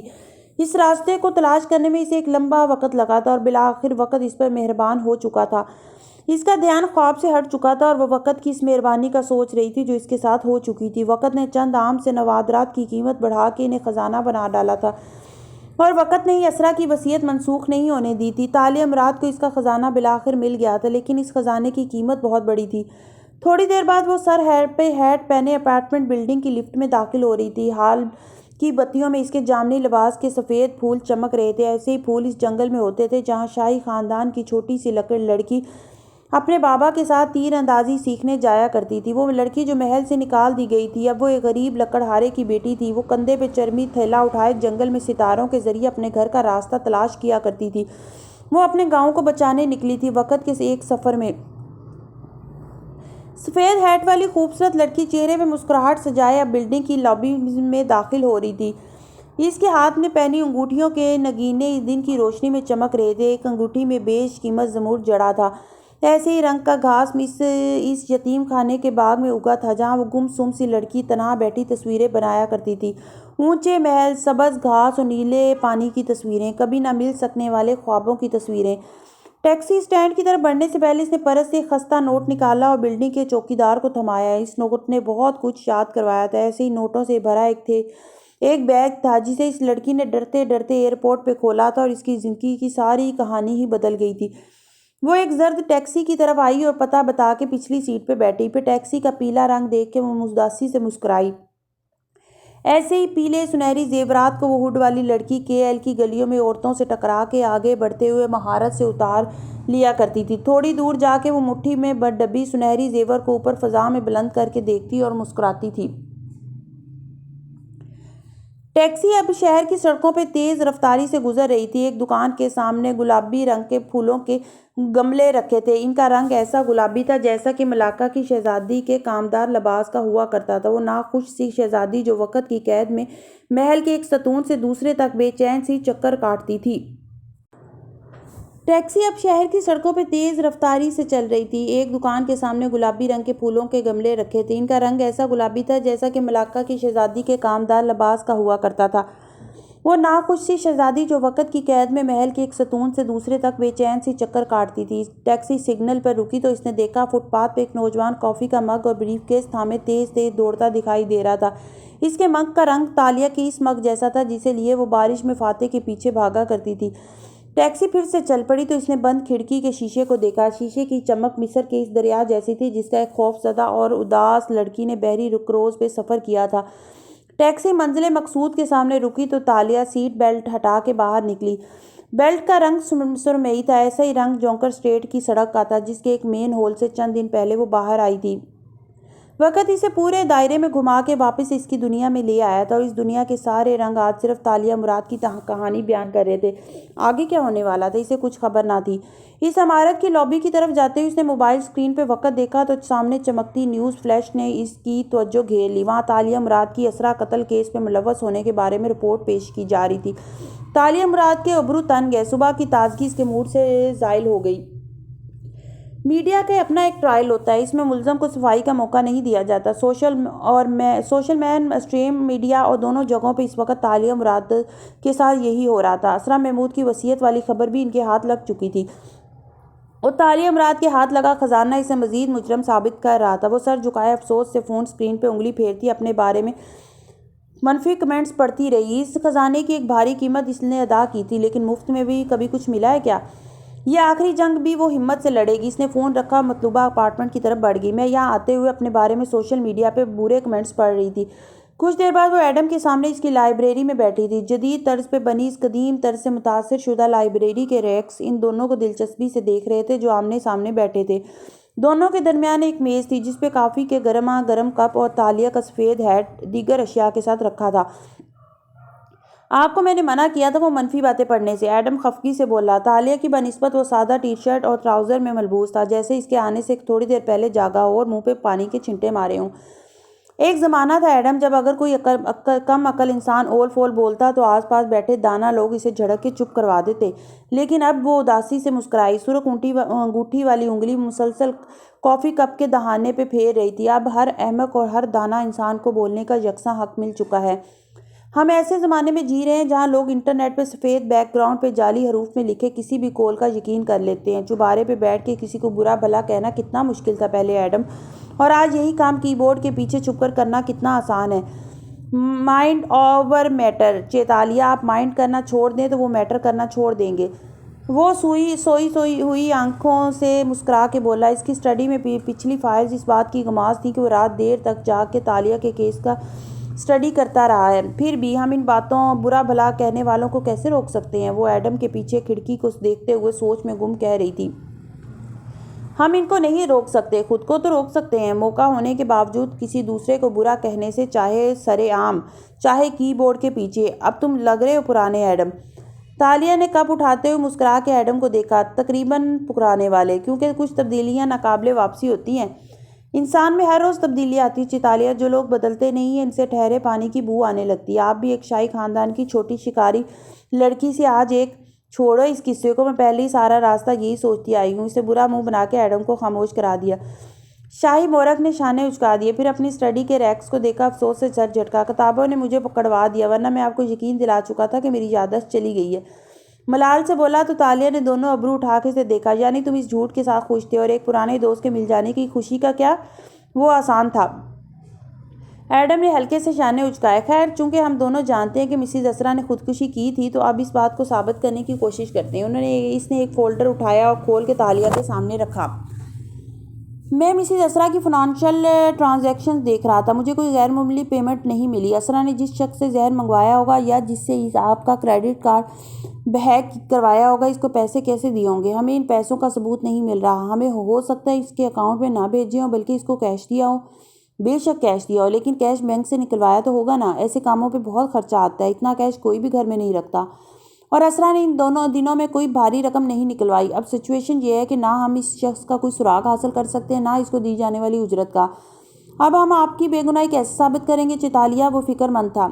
اوپر سے آپ نے وصیت کے نوادرات کو بیچ کے خود کو مزید مشکوک کر دیا۔ عدالت یہی سمجھے گی کہ آپ اسی لیے 6 سال بعد آئی تھیں۔ میں عدالت کے خوف سے آزاد ہو چکی ہوں ایڈم۔ میں اپنی بے گناہی ضرور ثابت کروں گی۔ آزاد یعنی؟ اس نے غور سے تالیہ کا چہرہ دیکھا۔ وہ اس کے عقب میں روشن کھڑکی کو دیکھتے ہوئے سوچ سوچ کے بولنے لگی۔ آزاد یعنی مستقبل کی فکر نہیں ہے۔ میرے پاس اپنے لیے پلان بھی نہیں ہے مستقبل کا، اپنی زندگی کا۔ مجھے یہ بھی نہیں معلوم کہ فاتح کی زندگی میں میری جگہ اب کیسے بنے گی۔ ایڈم، مجھے کچھ نہیں پتا، صرف ایک بات معلوم ہے، میں اپنی زندگی کے ہر فیز میں یا غمزدہ رہی ہوں یا خوفزدہ۔ ماضی کا غم اور مستقبل کا خوف۔ مجھے ہمیشہ خوشی کی تلاش رہی ہے۔ وہ بول رہی تھی اور ایڈم اس کی آنکھوں کو دھوپ سے سنہری پڑتے ہوئے دیکھ رہا تھا۔ وہ پرانی تالیہ لگ رہی تھی اور وہ نہیں بدلی تھی۔ یہی تو مسئلہ تھا کہ اسے تھوڑا بہت بدلنا چاہیے تھا۔ میں ایک گول سیٹ کرتی تھی اور سوچتی تھی کہ جب یہ ہو جائے گا تو میں خوش ہو جاؤں گی۔ جب مجھے خزانہ ملے گا، جب مجھے محل ملے گا، جب مجھے فاتح ملے گا، جب میں فاتح کی زندگی میں اہم ہو جاؤں گی۔ میں یہاں تھی۔ اس نے اپنے کافی کپ کی طرف اشارہ کیا جو میز پہ رکھا تھا۔ اور مجھے یہاں جانا ہے۔ اس نے 1.5 فٹ دور رکھے ایڈم کے کپ کی طرف انگلی گھمائی۔ اور یہ درمیان کا راستہ؟ اس نے انگلی سے میز پہ نادیدہ لکیریں کھینچی۔ راستہ ہمیشہ بے چینی سے گزرتا تھا۔ خوف، اضطراب، پریشانی، یہ تینوں میرے اس راستے کے ساتھی تھے۔ لیکن اب میں سوچتی ہوں کہ منزل اہم نہیں ہوتی، سفر اہم ہوتا ہے۔ جو سفر میں کانے اور خوش نہیں ہوتا، اسے منزل خوش نہیں کر سکتی۔ اس لیے اب میں منزل ملنے یا نہ ملنے کے خوف سے آزاد ہو چکی ہوں اور اپنا سفر یعنی اپنا خزانہ خوب انجوائے کر رہی ہوں۔ بات کی بعد میں دیکھی جائے گی۔ مسکرا کے شانے اچکائے، پھر آگے کو ہوئی جتانے والے انداز میں یاد کرایا۔ ہمیں نہ صرف میری بے گناہی ثابت کرنی ہے بلکہ میشا تاج کا پردہ بھی فاش کرنا ہے۔ میرے پاس اپنے لیے پلان نہیں ہے، لیکن فاتح کو میشا تاج سے بچانے کے لیے پلان ہے۔ اور وان فاتح اور تالیہ کا کیا؟ ایڈم نے بغور اسے دیکھا۔ اس سوال پہ تالیہ کافی دیر تک خاموش رہی۔ ان کی زندگی میں میری جگہ نہیں ہے، یہ آپ خود سے فرض کر رہی ہیں۔ میں نے کہا نا، اس دفعہ میرے پاس کوئی پلان نہیں ہے اور میں سفر کی بے چینی سے خود کو آزاد کر چکی ہوں۔ جو ہوگا دیکھا جائے گا۔ فی الحال اس نے فائل کی طرف اشارہ کیا۔ اسرا کے فنانشلز دوبارہ دیکھو۔ بغیر پیسوں کے کوئی اتنا بڑا کام نہیں کروا سکتا۔ فاتح کے فنانشلز بھی چیک کرو، شاید اسرا نے ان کے اکاؤنٹ سے پیسے نکلوائے ہوں۔ اشر سے وہ ایسے کام کے لیے اتنا بڑا کیش نہیں لے سکتی۔ اشر مشکوک ہو جاتا اور وہ کسی کا شک افورڈ نہیں کر سکتی تھی۔ وہ اٹھتے ہوئے بولی۔ سنہری چین والا پرس کندھے پہ ڈالے اور ہیٹ سر پہ، ایڈم نے چونک کے اسے دیکھا۔ آپ ابھی سے کہاں جا رہی ہیں مس مراد؟ دروازہ کھلتے دیکھ کے ایڈم نے ٹون بدل لی، لہجہ رسمی ہو گیا۔ تالیہ نے مڑ کے دیکھا۔ صوفی کاغذات لیے اندر آ رہی تھی۔ تالیہ نے واپس ایڈم کو دیکھا، طنزیہ انداز میں ابرو اٹھا کے بنا آواز کے کہا، مس مراد آپ ابھی تو آئی تھیں؟ ایڈم نے اس کے تاثرات نظر انداز کر کے اسی لہجے میں پوچھا۔ صوفی بھی ساتھ آ کھڑی ہوئی، سوالیہ نظروں سے اسے دیکھنے لگی۔ مجھے سری پردھانا جانا ہے، پردھان منتری سے ملنے۔ پردھان منتری کے پاس روز روز کی ملاقات کا وقت ہے؟ ایڈم نے چنبے سے اسے دیکھا۔ مجھے تو انٹرویو کے لیے کب سے وقت نہیں دیا۔ وقت نہیں ہے، لیکن ہر پردھان منتری کو لنچ بریک ملتی ہے ایڈم صاحب، طنزیہ انداز میں بولی۔ آپ تب تک اسرا کے فنانشلز میں کوئی بڑی رقم چیک کریں۔ وہ دروازہ کھول کے باہر نکل گئی۔ دروازہ بند ہوا تو صوفی نے چنبے سے ایڈم کو دیکھا۔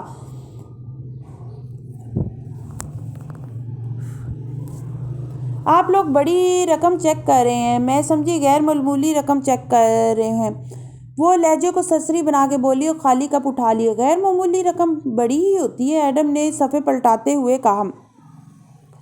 اسے ٹوکا۔ میرے لیے ہاں، میں تھوڑی سی تنخواہ پہ گزارا کرتی ہوں کیونکہ میرا تو باس ظالم ہے اور کنجوس بھی۔ آنکھیں گھما کے اپنے باس کو دیکھا جس نے اس بات کو انسنا کر دیا تھا۔ لیکن اسرا تو ایک سیاسی بیوی تھی، ڈیزائنر پہنتی تھی، ڈیزائنر خریدتی تھی۔ ان کی تو ہر ٹرانزیکشن عام انسان سے زیادہ ہوتی ہوگی۔ آپ کو غیر معمولی ڈھونڈنی ہے تو چھوٹی رقم ڈھونڈے، اتنی چھوٹی رقم جو اسرا کی طبیعت کے برخلاف ہو۔ واو! ایڈم نے چونک کے اسے دیکھا۔ تم کافی سمجھدار ہو گئی ہو صوفی، وہ ٹرے میں فالتو اشیاء ڈالتے ہوئے خفگی سے بولی۔ اگر آپ مجھے میٹنگ میں شامل کر لیتے، کان میں لگے آلے کی طرف اشارہ کیا جو ایڈم نے اپنی طرف سے بند کر رکھا تھا، تو میں پہلے ہی بتا دیتی، مگر وہ نہیں سن رہا تھا۔ وہ تیزی سے فائل کے صفحے پلٹ رہا تھا۔ اس کو سوچ کا ایک نیا زاویہ ملا تھا۔ سیری پردھانہ کی کھڑکیوں پہ بارش کے قطرے آج بھی جمے تھے۔ وہ جب پترا جایا پہنچی تو بارش شروع ہو چکی تھی۔ پردھان منتری کا سٹاف اب اس کو پہچاننے لگا تھا۔ پچھلی میٹنگ کے بعد فاتح نے اس کا سری پردھانہ کا انٹری پاس جاری کروا دیا تھا، جس کے باعث اندر آنے میں آسانی تھی۔ اس کو داخلی فصیل سے ویٹنگ روم میں بٹھانے تک سب اس کو خاموش نظروں سے دیکھتے آئے تھے۔ وہ جانتی تھی وہ اس کے بارے میں کیا سوچ رہے ہوں گے، لیکن تالیہ مراد لوگوں کی آرا کے غم کو خود کو آزاد کرنے کی کوشش میں کسی حد تک کامیاب ہو چکی تھی۔ مکمل آزادی تو آج تک کسی انسان کو نہیں ملی۔ جس وقت وہ فاتح کے آفس میں داخل ہوئی، ایک نوجوان شیلف پہ ایک سیاہ قبر والی فائل رکھ رہا تھا۔ فاتح نے ایک نظر فائلز کی اس ڈھیر کو دیکھا جو وہاں جمع ہوتا جا رہا تھا، پھر اندر داخل ہوتی تالیہ کو۔ پھر وہ مسکرا کے اٹھ کھڑا ہوا۔ اس کی توجہ فائل سے ہٹ گئی۔ نوجوان نے یاسیت سے اپنے پردھان منتری کی بکھرتی توجہ کو دیکھا اور پھر نووارد مہمان لڑکی کو، پھر سر جھٹک کے اداسی سے دروازے کی طرف بڑھ گیا۔ آؤ بیٹھو، تم نے لنچ کیا؟ وہ سیٹ پہ واپس بیٹھتے ہوئے انٹرکام اٹھانے لگا۔ ضرورت نہیں ہے، ناشتہ دیر سے کیا تھا۔ آپ نے لنچ کر لیا؟ جامنی فراک والی لڑکی کرسی پہ بیٹھی اور پرس میز پہ رکھا، سفید ہیٹ ترچھا کر کے سر پہ جما رکھا تھا۔ انداز یوں تھا گویا اس آفس میں روز کا آنا جانا ہو۔ ٹھہر کے کروں گا۔ فاتح نے مسکرا کے اسے دیکھتے ہوئے انٹرکام پہ چائے کا آرڈر کیا۔ سفید شرٹ اور گرے ٹائی میں ملبوس جیل سے بال دائیں جانب کیے وہ آج بھی ویسا ہی لگ رہا تھا، ہمیشہ جیسا لگتا تھا۔ کوٹ پیچھے سٹینڈ پہ لٹکا تھا اور سفید شرٹ کے کپ پہ لگے سلور کف لنکس چمک رہے تھے۔ تالیہ نے غور سے اس کے تازہ دم مسکراتے چہرے کو دیکھا اور تالیہ کے ساتھ بہت اچھی طرح پیش آیا تھا، رویہ بھی دوستانہ تھا۔ لیکن کیا وان فاتح ویسا ہی تھا؟ تمہارے کیس کی تیاری کیسی جا رہی ہے؟ انٹرکام پہ رکھ کے وہ ہاتھ باہم پھنسائے آگے کو ہوا اور توجہ سے پوچھنے لگا۔ تالیہ نے بے فکری سے کندھے اچکائے۔ میں بے قصور ہوں، میں یہ ثابت کر لوں گی۔ تم ٹھیک ہو نا؟ وہ اسے غور سے دیکھ رہا تھا۔ وہ دونوں آمنے سامنے بیٹھے تھے اور دنیا اس میز کے اطراف سے ختم ہو چکی تھی۔ وان فاتح کے ساتھ وہ ہوتی تھی تو وقت یوں ہی تھم جاتا تھا، سوچوں کے سارے شور خاموش ہو جاتے تھے۔ میز کے گرد جیسے دائرہ سا کھنچ گیا تھا، روشنی کا دائرہ۔ اس دائرے کے پار سب دھواں بن کے فضا میں تحلیل ہو چکا تھا۔ میں ٹھیک ہوں فاتح، اور ایڈم بن محمد وہ تمہاری مدد کر رہا ہے؟ ہوں، اس کی یادداشت چلی گئی تھی، آپ کو معلوم ہوگا۔ تالیہ نے پرکھنے والے انداز میں پوچھا۔ فاتح مسکرایا۔ سیریسلی؟ ابرو اچکائے۔ ان کے دائرے کی روشنی تیز ہو رہی تھی۔ تم نے اس کی کہانی پہ یقین کر لیا؟ وہ ہلکا سا ہنس دی۔ آپ نے بھی نہیں کیا؟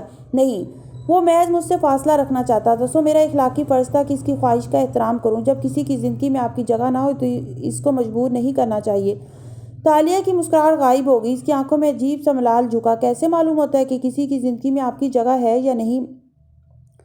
ان کے دائرے کی روشنی ماند پڑنے لگی۔ کوئی تاریک سایہ سا تھا جو اس روشنی کو نگل رہا تھا۔ معلوم نہیں کیا جاتا، محسوس کیا جاتا ہے، اور جب محسوس ہو جائے تو کہ اس کی زندگی میں اپنی جگہ نہیں رہی تو کیا کرنا چاہیے؟ Graceful exit.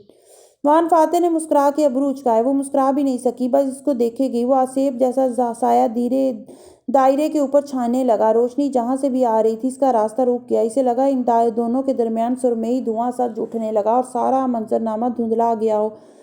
تالیہ نے پلک جھپک کے غور سے اسے دیکھنا چاہا، لیکن دھواں گاڑھا تھا، وہ فاتح کو ٹھیک سے پڑھ نہیں پا رہی تھی۔ کیا تم واقعی ٹھیک ہو؟ وہ نرم سی فکرمندی سے پوچھ رہا تھا۔ تالیہ کی نظریں اس کے عقب میں پھسلیں۔ فاتح کے عقب میں بنی اونچی کھڑکی کے بلائنڈز اٹھے ہوئے تھے۔ پیچھے سبز لون دکھائی دے رہا تھا۔ لون کے وسط میں ایک سفید ہرن کھڑا تھا، اتنا کوہرا سفید کہ ذرا سی گرد بھی اس کو میلا کر سکتی تھی۔ اس کی بڑی بڑی سبز آنکھیں تالیہ پہ جمی تھیں۔ وہ آنکھیں کچھ کہہ رہی تھیں۔ ان کی تحریر پڑھنا مشکل تھا۔ تالیہ! فاتح کی آواز پہ وہ چونکی۔ وہ منتظر سا اسے دیکھ رہا تھا۔ میڈیا، لوگ، حتیٰ کہ سب آپ کے اسٹافرز تک، سب میرے خلاف باتیں کر رہے ہیں۔ میں ٹھیک کیسے ہو سکتی ہوں؟ اس کے انداز میں تلخی تھی۔ چند لمحے پہلے کی شگفتگی عنقا ہو چکی تھی۔ آج سے کئی برس پہلے ہم امریکہ میں ایک قصہ سنا کرتے تھے، اس عورت کا قصہ جس نے مک ڈونلڈ کو سو کیا تھا۔ تالیہ کو اس قصے میں دلچسپی نہیں تھی۔ وہ متلاشی نظروں سے کھڑکی کو دیکھنے لگی۔ سفید ہرن اب وہاں نہیں تھا۔ یاد ہے ایک زمانے میں امریکہ میں ایک عورت نے مک ڈونلڈ کو اس وجہ سے سو کیا تھا کہ وہ کافی کپ کے اوپر یہ کیوں نہیں لکھتے کہ کافی گرم ہے، اور عدالت نے اس کے حق میں فیصلہ دیا۔ مک ڈونلڈ نے $2 ملین کا ہرجانہ ادا کیا، صرف اس لیے کہ انہوں نے کپ پہ گرم نہیں لکھا تھا۔ میں نے یہ قصہ سن رکھا ہے۔ اس کی نظریں سبزہ زار پہ اس ہرن کو تلاش کر رہی تھی، مگر وہ کہیں نہیں تھا۔ تقریباً سب نے سن رکھا ہے، ایک احمقانہ مقدمہ۔ یہ تو کامن سینس کی بات ہے کہ کافی گرم ہوتی ہے، لکھنے کی کیا تک بنتی ہے؟ تعجب کی بات ہے کہ وہ عورت مقدمہ جیت بھی گئی۔ اس زمانے میں امریکی میڈیا نے اس عورت کو بہت لعن طعن کیا تھا، اور لوگوں نے بھی، کیونکہ یہ وہ کہانی تھی جو میڈیا نے انہیں سنائی تھی، اپنی مرضی کا سچ۔ جانتی ہو اس عورت کی اصل کہانی کیا تھی؟ تالیہ نے واپس فاتح کو دیکھا۔ ان کے دائرے کی روشنی مدھم ہو چکی تھی، لیکن ابھی بجھی نہیں تھی۔ اس نے اپنی توجہ فاتح کے قصے کی طرف مبذول کرنی چاہی۔ سچ یہ تھا کہ وہ ایک 70 سال کی بوڑھی عورت تھی جس نے ڈرائیو تھرو سے میکڈونلڈ کی کافی لی تھی۔ اس کے بھانجے نے وہ کافی اسے تھمائی تو بوڑھی عورت نے اسے اپنی گود میں رکھا، مگر کافی چھلک گئی اور اس کی ٹانگوں کو بری طرح جلا گئی۔ وجہ کیونکہ میکڈونلڈ کی کافی فارنہائٹ جتنی گرم ہوتی تھی کہ کسی بھی دوسری کافی شاپ سے کئی گنا ابلتی ہوئی۔ میکڈونلڈز کو اس وقت تک 700 سے زائد شکایات آ چکی تھی کہ آپ کی کافی بہت گرم ہوتی ہے، لیکن میکڈونلڈ نے کان نہ دھرے۔ وہ اداس مسکراہٹ کے ساتھ فاتح کو بولتے سنے گئی۔ کتنا عرصہ ہو گیا تھا اس کے قصے سنے ہوئے؟ 6 دن یا 6 سال؟ وہ عورت اتنی بری طرح جلی کہ بسترے مرگ پہ آ گئی۔ اولاد کا روزگار ختم ہو گیا۔ اسے وہ $2 ملین آخر میں ملے بھی نہیں۔ چند $1000 دے کے میکڈونلڈ نے جان چھڑا لی اور کیس ختم ہو گیا۔ لیکن کیپٹلسٹ میڈیا نے مجھے اور تمہیں وہ کہانی سنائی جو ان کے سرمایہ دارانہ نظام کی منشا کے مطابق تھی۔ میڈیا کبھی نہیں بدلتا۔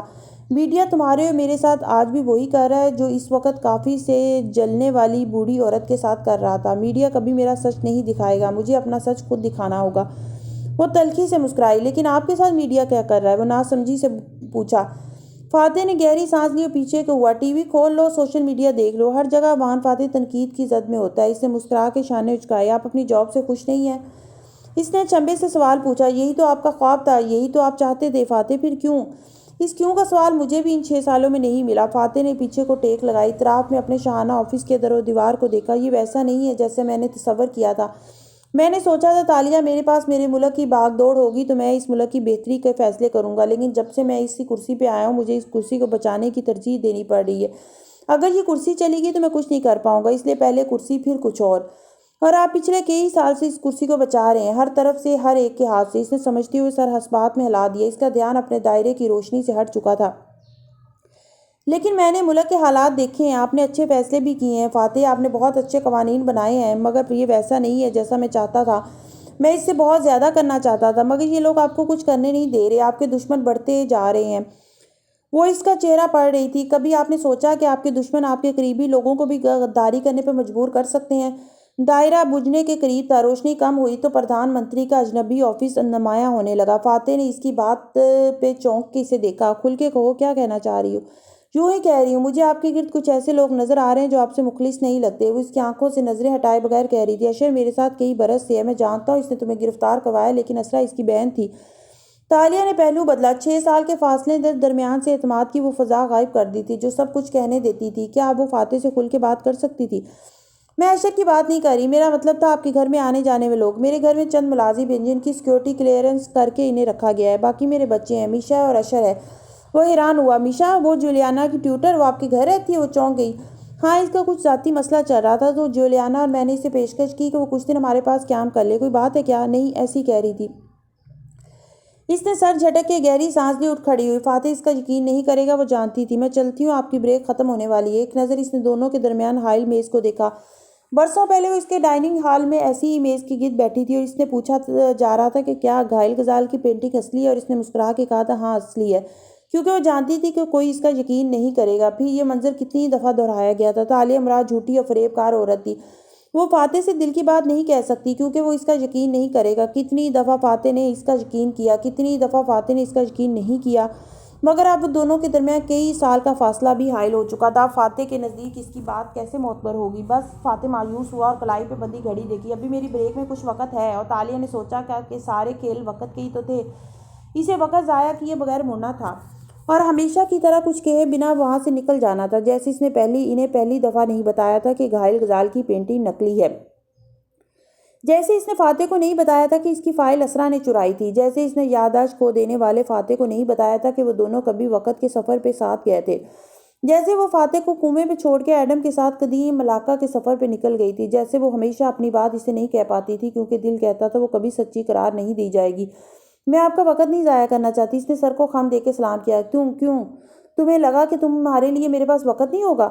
وہ تعجب سے بولا۔ تالیہ کا دل جیسے کسی نے مٹھی میں لے لیا۔ وہ پردھان منتری تھا، وہ اس کے لیے وقت نکال رہا تھا، پھر اس کی زندگی میں تالیہ کی جگہ کیسے نہیں تھی؟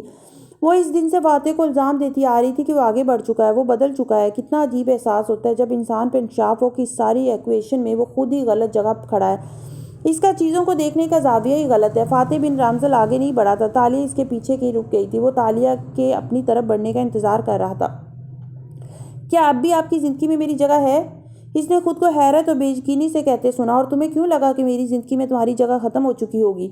وہ اطمینان سے اپنی کرسی پہ براجمان گردن اٹھائے سامنے کھڑی لڑکی کو دیکھ رہا تھا۔ میں سمجھی اس کے الفاظ ٹوٹ ٹوٹ کے ادا ہونے لگے۔ آپ کے زخم بھر گئے ہوں گے اور آپ آگے بڑھ چکے ہوں گے۔ کچھ لوگوں کو ان لو کرنا ناممکن ہوتا ہے تالیہ، ان کی جگہ زندگی سے کبھی ختم نہیں ہوتی۔ یہ میرے ہاتھ میں نہیں تھا۔ وہ نرمی سے مسکرایا، لیکن وہ اسی بے یقینی سے اسے دیکھے گی۔ کیا اس نے کہا ان لو؟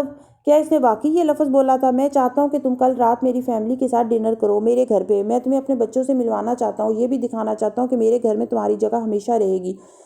اس کے الفاظ نے تالیہ مراد کو لاجواب کر دیا۔ اس نے دھیرے سے اس بات میں گردن ہلائی۔ یہ اقرار تھا، یہ بہت تھا۔ ایک بات پوچھوں؟ فاتح نے سوالیہ ابرو اٹھائے۔ کیا سری پردھانا میں کوئی سفید ہرن ہے؟ سفید ہرن؟ وہ حیران ہوا۔ میں نے کبھی نہیں دیکھا، مگر میں نے دیکھا ہے، وہ دل میں خود سے بولی۔ جب وہ باہر نکلی تو اس کا ذہن الجھا ہوا تھا۔ اگر فاتح کی زندگی میں اس کی جگہ تھی تو وہ اس رشتے سے نا امید کیوں تھی؟ وہ تالیہ مراد تھی، وہ کبھی ہمت نہیں ہارا کرتی تھی۔ اس کی ایکویشن میں کیا غلط تھا؟ سری پردھانا کی راہداری میں آگے بڑھتے ہوئے ایک عجیب سے سوال نے سر اٹھا دیا۔ کیا تالیہ مراد کی زندگی میں وان فاتح کی جگہ تھی؟ اس سوال کا جواب اسے اپنے اندر ڈھونڈنا تھا، لیکن اس سے پہلے ایک کام کرنا تھا۔ اسے ملاقہ جانا تھا اور اپنی آنکھوں سے دیکھنا تھا کہ کیا وہاں واقعی کوئی خط یا اس کا منتظر تھا۔ وہ اب اپنے خواب کے پورا ہونے کا انتظار نہیں کر سکتی تھی، اسے اس خواب کی تعبیر خود ڈھونڈنی تھی۔ تالیہ مراد کا ماضی ایک دفعہ پھر اسے پکار رہا تھا۔ دوپہر اپنے جوبن پہ تھی، لیکن شاپنگ مال کے اندر چمکتی دیواریں اتنی اونچی تھی کہ باہر کے موسم کا کچھ علم نہ ہوتا تھا۔ مال کے اندر رنگوں اور روشنیوں کی ایک نئی دنیا آباد تھی۔ لوگ سارے دن مہینے کی محنت ان چمکتی راہداریوں میں لٹانے آئے کھڑے تھے۔ ایسی ہی ایک مرمری دیوار پہ راہداری پہ ایڈم کھڑا تھا۔ اس کے ساتھ اس کی چھوٹے بالوں والی اسسٹنٹ کندھے سے اسٹریپ والا بیگ لٹکائے ہاتھ میں 2 فونز پکڑے کھڑی تھی۔ وہ دونوں ایک شاپ کے سامنے موجود تھے اور ایڈم رک کے موبائل پہ کچھ دیکھ رہا تھا۔ باس، منتظر سی صوفی نے پکارا۔ برانڈ جیولری اسٹور ہونے کا فائدہ یہ ہے صوفی کے 6 سال بعد بھی آپ کی دکان اسی جگہ موجود ہوتی ہے۔ اس نے مسکرا کے سامنے والی شاپ کی طرف اشارہ کیا۔ آپ کے خیال میں آپ درست سمت میں جا رہے ہیں باس، صوفی نے بغور سے دیکھا۔ آف کورس، 6 سال پہلے اپنی موت سے کچھ دن قبل اسرا محمود نے اپنے کارڈ سے ایک معمولی سی ادائیگی اسٹور پہ کی تھی۔ اتنی کم رقم میں اس اسٹور کی معمولی سی انگوٹھی بھی نہیں آ سکتی۔ اگر ہم اس رقم کا پتہ لگا لیں تو… میں تالیہ مراد کی بات کر رہی ہوں۔ آپ کبھی کسی کے لیے پی کیپ پہن کے شاپنگ مال میں تفتیش کرنے نہیں آئے۔ وہ ایک دم چپ ہو گیا۔ پی کیپ اور گلاسز پہنے وہ جینز اور شرٹ میں ملبوس عام لوگوں کے درمیان پہچانا نہیں جا رہا تھا۔ تالیہ کا کیس اس وقت سب سے زیادہ بکنے والی چیز ہے۔ ایڈم نے سرسری انداز میں کندھے اچکائے۔ اور تمہیں جاب پہ رکھنے سے پہلے ایک زمانے میں ایسی کئی تحقیقات کر چکا ہوں، مگر اب تو نہیں کرتے تھے نا؟ اتنے سالوں سے ایسا کچھ نہیں کیا، اب اس کے لیے کر رہے ہیں۔ کیا تالیہ مراد اتنا وقت اور توانائی صرف کیے جانے کی حقدار ہے؟ وہ جتانے والے انداز میں کہہ کے آگے بڑھ گئی۔ ایڈم نے بھویں بھینج کے اسے دیکھا اور ہوں کہہ کے سر جھٹکا۔ جی ہاں، مسز اسرا بنت محمود ہمارے اسٹور کی بہت پرانی کسٹمر تھی۔ وہ کچھ دیر بعد اس قیمتی نگینوں سے چمکتے اسٹور کے اندر رکھے مخملی صوفوں پہ براجمان تھا اور سامنے بیٹھا مینیجر بتا رہا تھا۔ صوفی آگے ہو کے بیٹھی ایک ایک بات نوٹ کیے جا رہی تھی۔ ایڈم البتہ ٹیک لگائے بیٹھا تھا۔ چھت کی تیز سفید روشنیاں اس کے چہرے پہ پڑ رہی تھیں اور وہ صوفی کی بات پہ قدرے ڈسٹرب ہو گیا تھا، یہ صاف ظاہر تھا۔ وہ زیورات کی شوقین خاتون تھی، اکثر ہمارے یہاں سے زیورات خریدا کرتی تھی، میں خود انہیں ڈیل کیا کرتا۔ مینیجر بات کرتے کرتے رکا۔ ایک سوٹ میں ملبوس اسٹور کا ملازم اس کے پاس آیا، ایک پرنٹڈ پیپر اس کی طرف بڑھایا۔ سر، یہ وہ بل ہے جو ایڈم صاحب نے مانگا تھا۔ وہ جانے کی بجائے مینیجر کے صوفے کے پیچھے ہاتھ باندھے کھڑا ہو گیا۔ مینیجر نے اینک لگا کے کاغذ کو پڑھا، پھر اس کی طرف بڑھایا۔ ہاں، یہ رہی اب اس رقم کی تفصیل جو انہوں نے آخری دفعہ یہاں ادا کی تھی۔ ایڈم نے تیزی سے کاغذ پکڑا اور نظریں سطور پہ دوڑائیں۔ وہ ایک ان وائس کی کاپی تھی۔ اس کے مطابق اسرا محمود نے وہ معمولی رقم ایک نیکلس کے پتھر ہٹا کے اس کو تولنے کے لیے ادا کی تھی۔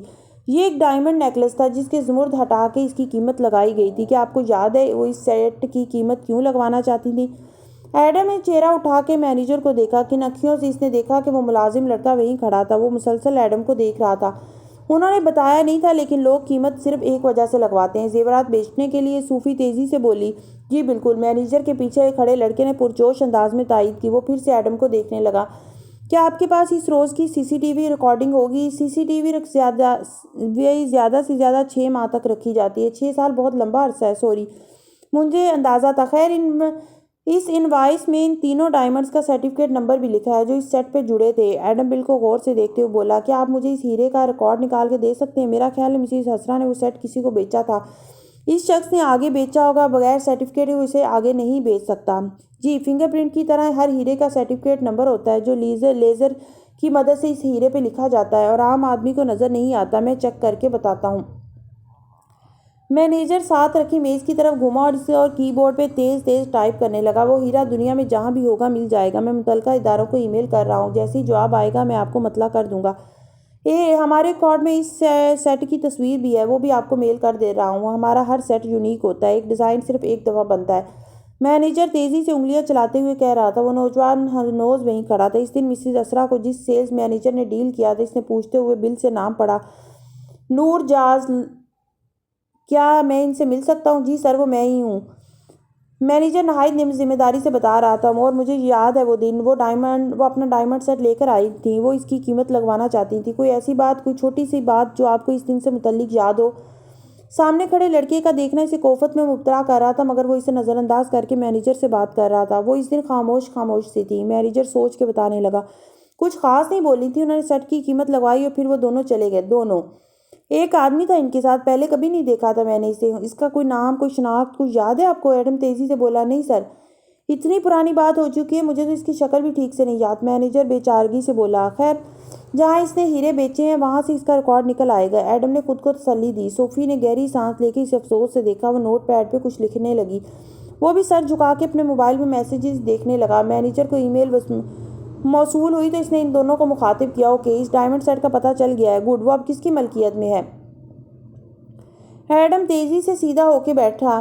وہ سسٹم میں ابھی تک اسرا محمود کے نام پہ رجسٹرڈ ہے۔ وہ اسکرین کو دیکھ کے بتانے لگا، ایک دفعہ پھر بند گلی۔ ایڈم نے کوفت سے آنکھیں بند کیں۔ کیا مطلب؟ صوفی نے تعجب سے ایڈم کو دیکھا۔ وہ سیٹ اسرا نے بطور اجرت اس شخص کو دیا ہوگا۔ وہ 6 سال سے اس سیٹ کو سنبھالے کیوں پھر رہا ہے؟ وہ اسے بیچ چکا ہوگا، بلیک مارکیٹ، ذرا کم قیمت پہ، یا اس نے ہیرو کے لیزر نمبر مٹوا دیے ہوں گے۔ ان کرمنلز کے پاس اب یہ ٹیکنالوجی موجود ہے۔ ایڈم نے کنپٹی چھوئی۔ ایک لمحے کے لیے اسے کتنی امید لگ گئی تھی۔ اسے لگا تھا یہاں کوئی سرا اس کے ہاتھ آئے گا اور وہ تالیہ کو بچا لے گا، لیکن سارے کھرے وقت کی دھول میں مٹ جاتے ہیں۔ ہمیں افسوس ہے کہ ہم آپ کی مدد نہیں کر سکے۔ وہ اٹھا تو مینیجر اور صوفی بھی ساتھ ہی کھڑے ہوئے۔ کوئی بات نہیں، آپ نے اپنا وقت دیا ہمیں، یہ بہت ہے۔ وہ جبراً مسکرایا۔ وہ نوجوان اب دانت نکوستا ایڈم کو دیکھ رہا تھا۔ کیا آپ کوئی جیولری دیکھنا پسند نہیں کریں گے؟ مینیجر نے مسکرا کے قریبی شوکیس کی طرف اشارہ کیا۔ ایڈم نے ایک نظر سامنے قطار در قطار دور تک پھیلے شوکیس پہ ڈالی اور پھر سنجیدگی سے مینیجر کو دیکھا۔ نہیں تھینک یو، مجھے ہیرے جوڑے، کف لنکس، ٹائی پن یا گھڑیوں کا شوق نہیں ہے۔ میرے جنریشن کے لوگ پتھروں کی نسبت ایکسپیرینس پہ پیسہ خرچ کرنے کو ترجیح دیتے ہیں۔ میرا مطلب تھا کوئی تو ایسا ہوگا آپ کی زندگی میں جسے آپ ہیرا تحفے میں دینا چاہیں گے۔ مینیجر خوشگوار لہجے میں ابرو اٹھا کے بولا۔ صوفی نے بھی مسکراہٹ چھپا کے ایڈم کو دیکھا۔ وہ اب ہیروں سے خوش نہیں ہوتی، اس کے پاس سارے زمانے کے جواہرات ہیں۔ پھر مینیجر نے مسافہ کیا اور آگے بڑھ گیا۔ وہ نوجوان تیزی سے اس کے پیچھے لپکا۔ ایڈم کے ساتھ چلتی صوفی کنکھاری، آپ کیا کر رہے ہیں باس؟ وہ سر جھکائے موبائل پہ ٹائپ کرتے ہوئے بولا، چیتالیہ کو اس سیٹ کی تصویر بھیج رہا ہوں تاکہ وہ وان فاتح سے پوچھے کہ یہ سیٹ اسرا کی ملکیت میں ہے یا نہیں۔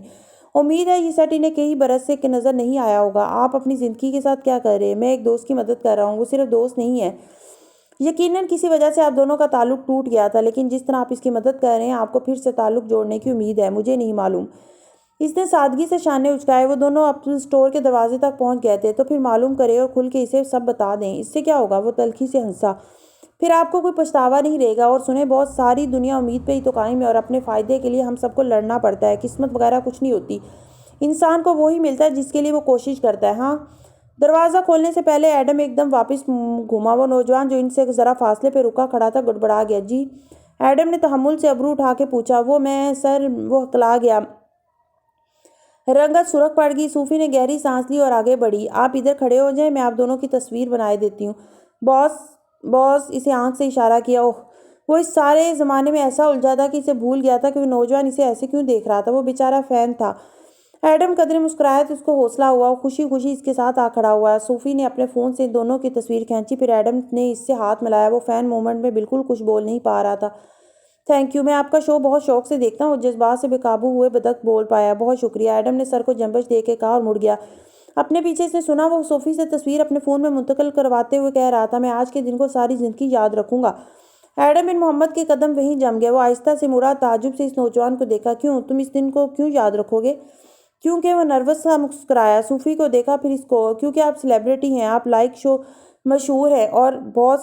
صوفی نے آنکھیں گھما کے اسے دیکھا۔ مینیجر صاحب، وہ بلند آواز میں کہتا واپس اسٹور میں آیا۔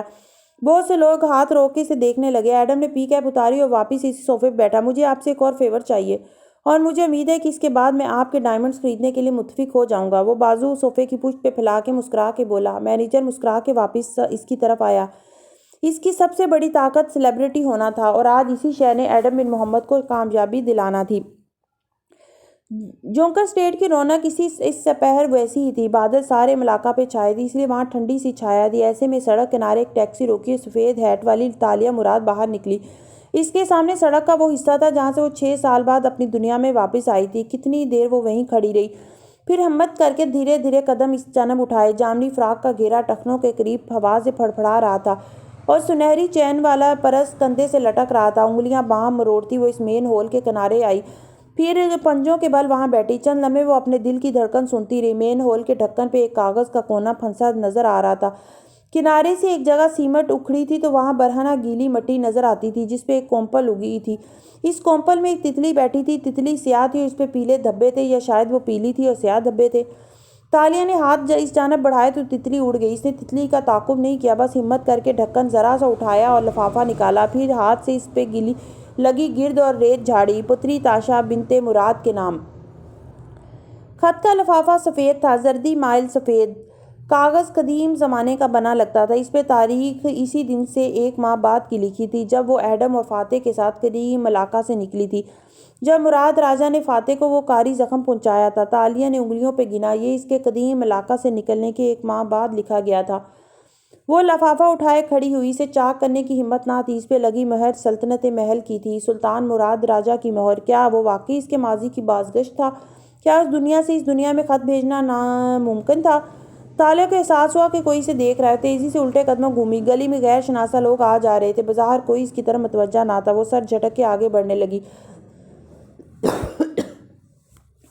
کوئی اس کا تعاقب کر رہا تھا، یہ احساس پھر سے ہونے لگا، لیکن وہ بظاہر اطمینان سے قدم اٹھاتی رہی۔ دوسری اسٹریٹ میں مڑتے ہوئے تیزی سے پلٹی۔ کوئی سیاہ لبادے میں موجود تھا اور تیزی سے دوسری گلی کی اوٹ میں رپوش ہوا۔ تالیہ تیز قدموں سے اس طرف بھاگی۔ اس کا ہیٹ نیچے گر گیا، لیکن وہ دوڑ کے اسٹریٹ کے دوسرے سرے تک آئی۔ سیاہ لبادے میں موجود شخص کی اس کی جانب پشت تھی۔ اس نے آہستہ سے چہرہ موڑا۔ وہ چہرہ دیکھ کے تالیہ ساکت سی رہ گئی۔ اسے چند لمحے لگے تھے اسے پہچاننے میں۔ لیانا؟ وہ بے یقینی سے بولی تو لیانا صابری ہلکا سا مسکرائی۔ وہ دونوں گلی کے سرے پہ کھڑی ایک دوسرے کو دیکھ رہی تھی۔ لیانا مسکرا کے اور تالیہ ششدر سی ہو کے، او نو داتن! وہ ایک دم ہنسی اور آگے بڑھ کے اس کے گلے لگے۔ وہ پھر اسی تحیر سے الگ ہوئی، سر سے پیر تک سے دیکھا۔ تم داتن ہو نا؟ وہ واقعی بے یقین تھی۔ لیانا صابری کے بال ویسے ہی گھنگریالے تھے اور لباس ڈھیلا ڈھالا سا سیاہ رنگ کا تھا، لیکن وہ ایک دبلی پتلی جسامت کی عورت میں بدل چکی تھی۔ وزن کم ہونے کے باعث کی صحت خوشگوار اور عمر کم لگ رہی تھی۔ ہاں، اور مجھے تمہارا میسج مل گیا تھا، وہ مسکرا کے بولی۔ تالیہ نے ایک دفعہ پھر اسے اوپر سے نیچے تک دیکھا۔ میرے پاس پوچھنے کے لیے بہت سی باتیں ہیں، مگر پہلے یہ بتاؤ تمہارا وزن کم کیسے ہوا ہے؟ بس تالیہ بہت فاقے کاٹے، روز گھنٹوں ورزش کی، میٹھا چھوڑ دیا، کاربز کو خداحافظ کہہ دیا، پھر کہیں جا کے وزن کم ہوا۔ تالیہ نے مشکوک نظروں سے اسے دیکھا۔ تم جھوٹ بول رہی ہو؟ ظاہر ہے میں جھوٹ بول رہی ہوں۔ سلیو گیسٹریکٹومی کروائی ہے، ایسا آپریشن جس میں معدہ کاٹ کے چھوٹا کر دیا جاتا ہے۔ وہ مسکراتے ہوئے کندھے اچکا کے بولی تو تالیہ ہنس دی۔ تم نہیں بدلو گی داتن، اور کسی انسان کی اس سے بڑی اچھائی کیا ہو سکتی ہے کہ وہ بدلنے والا نہ ہو؟ داتن پدوکا تفاخر سے مسکرائی اور تالیہ نے اسے پیار سے دیکھا۔ او ہاں، بیٹھتے ہیں۔ اس نے اسٹریٹ سائڈ بچھی کرسیوں کی طرف اشارہ کیا۔ بہت سی باتیں ہیں جو مجھے تم سے پوچھنی ہے، اور مجھے تم سے صرف یہی پوچھنا ہے کہ تم کہاں تھی تالیہ؟ اتنے برس میں نے تمہیں کہاں نہیں ڈھونڈا۔ داتن کے انداز میں اپنائیت بھرا غصہ در آیا۔ وہ ہنس دی اور سڑک پہ گرا اپنا ہیٹ اٹھایا۔ داستان لمبی ہے، تم داستان سننے ہی آئی ہو نا، تو بیٹھ کے سنو۔ وہ دونوں سڑک کنارے پیچھی کرسیوں کی جانب چلی گئیں۔ تالیہ نے ہاتھ سے ویٹر کو اشارہ کیا، اسے داتن کو یہ داستان کافی کے چند ادوار کے ساتھ ہی سنانی تھی۔